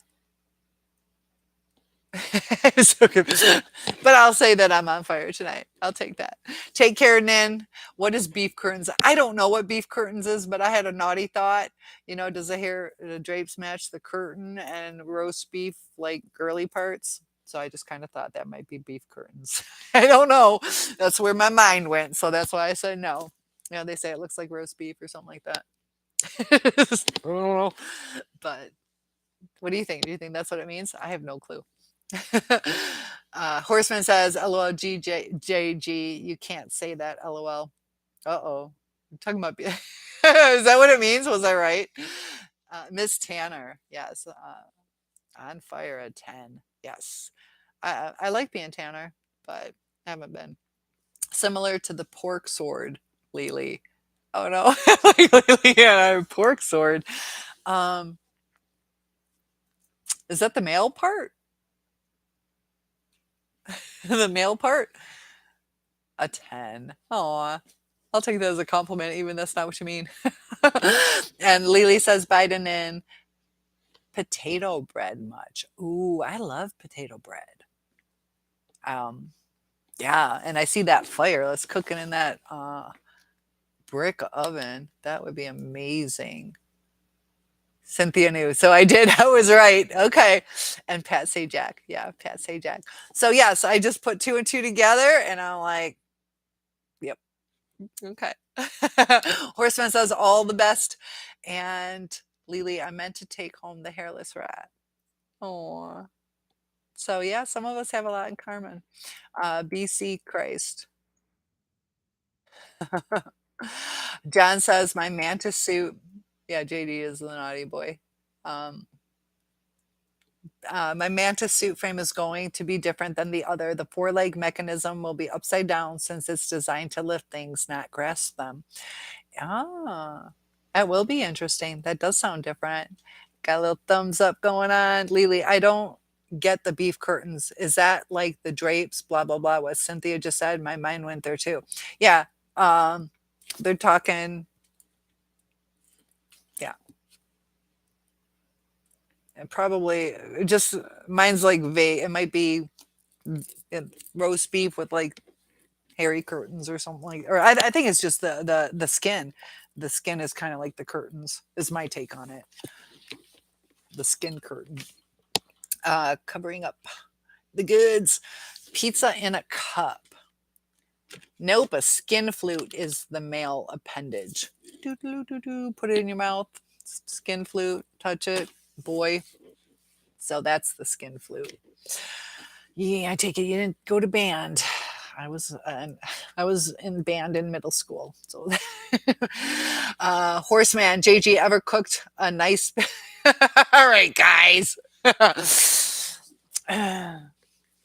Sizzle. Steve Martin Cush. Oops, need to delete that. Arby's, you guys. 2 for 1.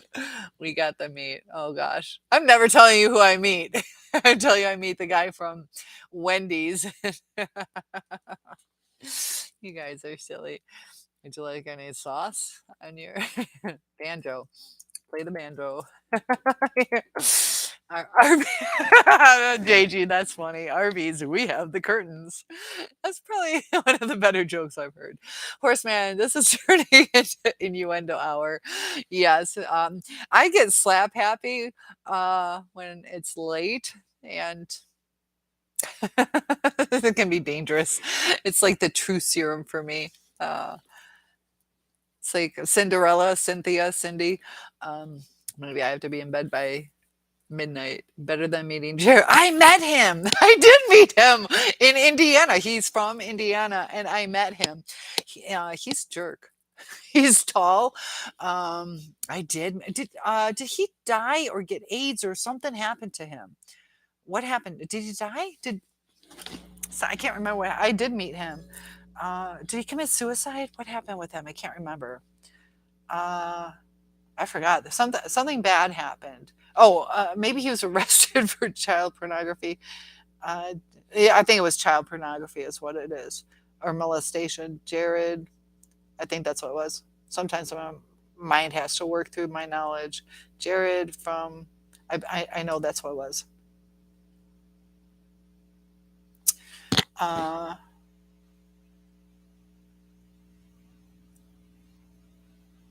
royally screwed up.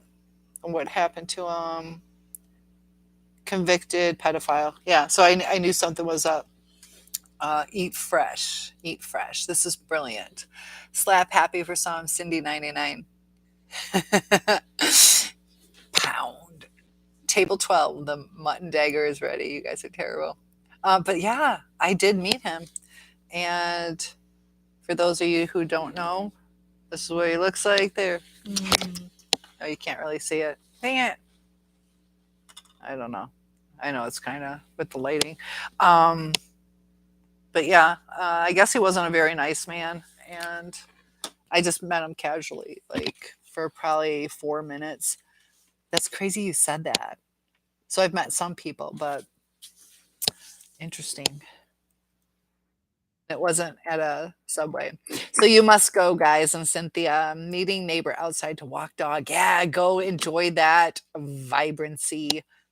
So enjoy. Thanks for joining us, Lily. Always great to have you. Horseman says, I've just um, thought back to the original Porky's film when he phones the cafe asking if anyone's seen Mike Hunt. I went to school with a Mike Hunt. Um, I went to school with Mike Hunt and Jack Hoff. Jack Hoff. No joke. In my grade, in my grade, Mike Hunt and Jack Hoff.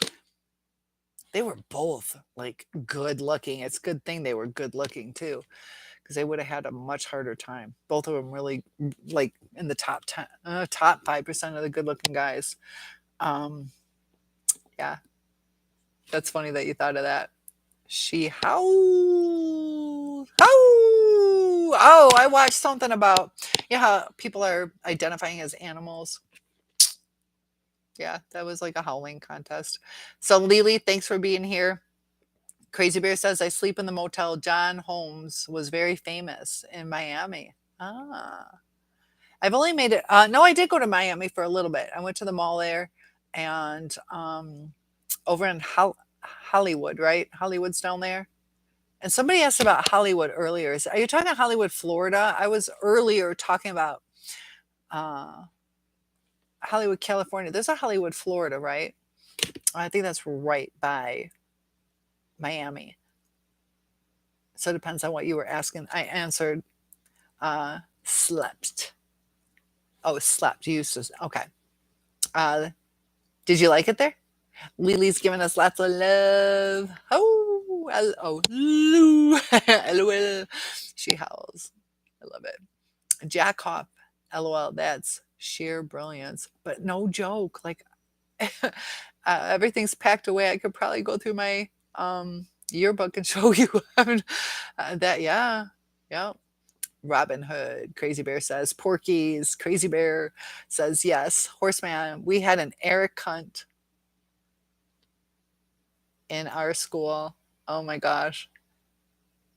Yeah, that's crazy. JJ and yeah, true stories. I'm not making that up, and I believe you, Horseman, too. The gym scene on Porky's in Porky's. Horseman says Porky's lassoed. Lassie. JJ, I'm in St. Augustine. Okay, that's a little bit more north, right? St. Augustine, on the east side, right? Yeah. It's very it's close to Jacksonville. Is it above Jacksonville or below Jacksonville? I think I'm correct on that. Crazy Base, I didn't need to know. Too much information, kind of eerie. Oh. Lily's lurking. Oh, how do you guys know that? Lead better. Are you telling me to lead better? Am I screwing up? JG below.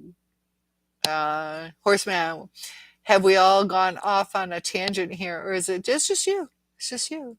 Do you have a mental illness? Would you like to talk about it? Horseman, LOL. Lots of love. Jacksonville sucks. Yeah. Jacksonville actually scared me. It was very crowded, very dirty. I didn't feel safe there. Isn't it one of the more dangerous towns too? I can't remember.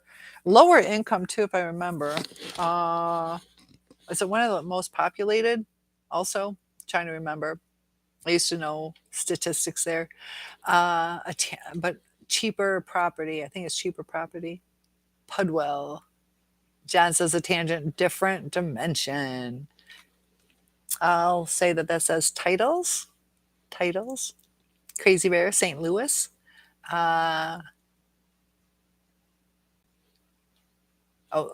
St. Louis is right by, what are the twin cities? St. Louis and Kansas City? I got a ticket there right by the arches. Is that correct? Yeah, I've been there too. Missouri.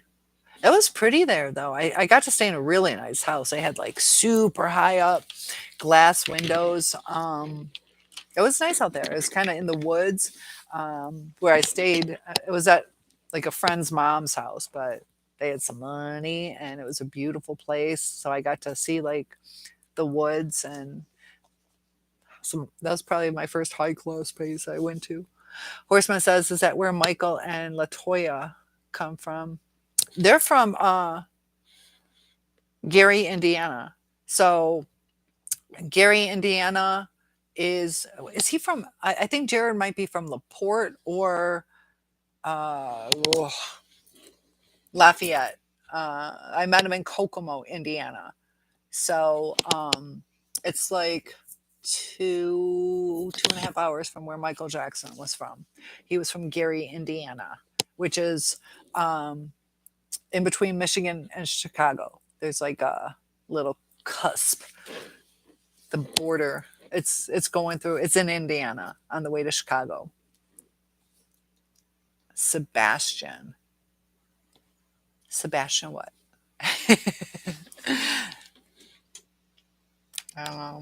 Santa Cruz is cool. Where is Santa Cruz? California, right? Santa Cruz, California. Oh goodness, Skydive City. I'm not sure. Is that Faru Shills? Shills for Schiller, Florida. Zephyrushals. I don't know how to pronounce that. Zephyrushal. John, sorry, Crazy Bear. I'll just say the shills part. You're out of here. All right, JG. Thanks for all the naughty talk. It was good to have you here. Hope to see you guys again soon. Crazy Bear, my grandparents live in Santa Cruz. Oh, I bet it's beautiful out there. John says, I've been experimenting a little with FX shorts today. Special effects, awesome. Adding music tracks to some instead of just sound effects. They came out great. It's amazing what these apps let you do. Yeah, and I do want to get more intricate on things. Maybe John and I could pair up, do some pretty cool thing. So JG, thanks for joining us. Crazy Bear, your grandparents. Have you ever been there? Horseman, typical English joke, didn't work. Jacksonville. My question is that where Michael and Latoya are from? Oh, sorry. Yeah. Is that like you always ask that if somebody talks about something? Is that where they're from? Is that where they're from? Is that where they're from? Is that what that means? Sequoia, close to the giant trees. Bye, JG. Peace out. Good to have you here. Um, close to the giant trees. Mystery Point. Yes. Huh. Well, listen, guys, it's 10:30. I have one more day before school starts. So I'm going to log off and thank you guys for coming. I will see you tomorrow, 6 or so tomorrow evening, Eastern Standard Time. And Jacksonville. Oh, duh. That was too easy. That's actually a good joke if you get it. Sorry about that. Thanks for explaining because I had no clue. All right, guys. Thanks so much. Stay positive and life gets better. Donner Summit. See you soon. Good night, guys.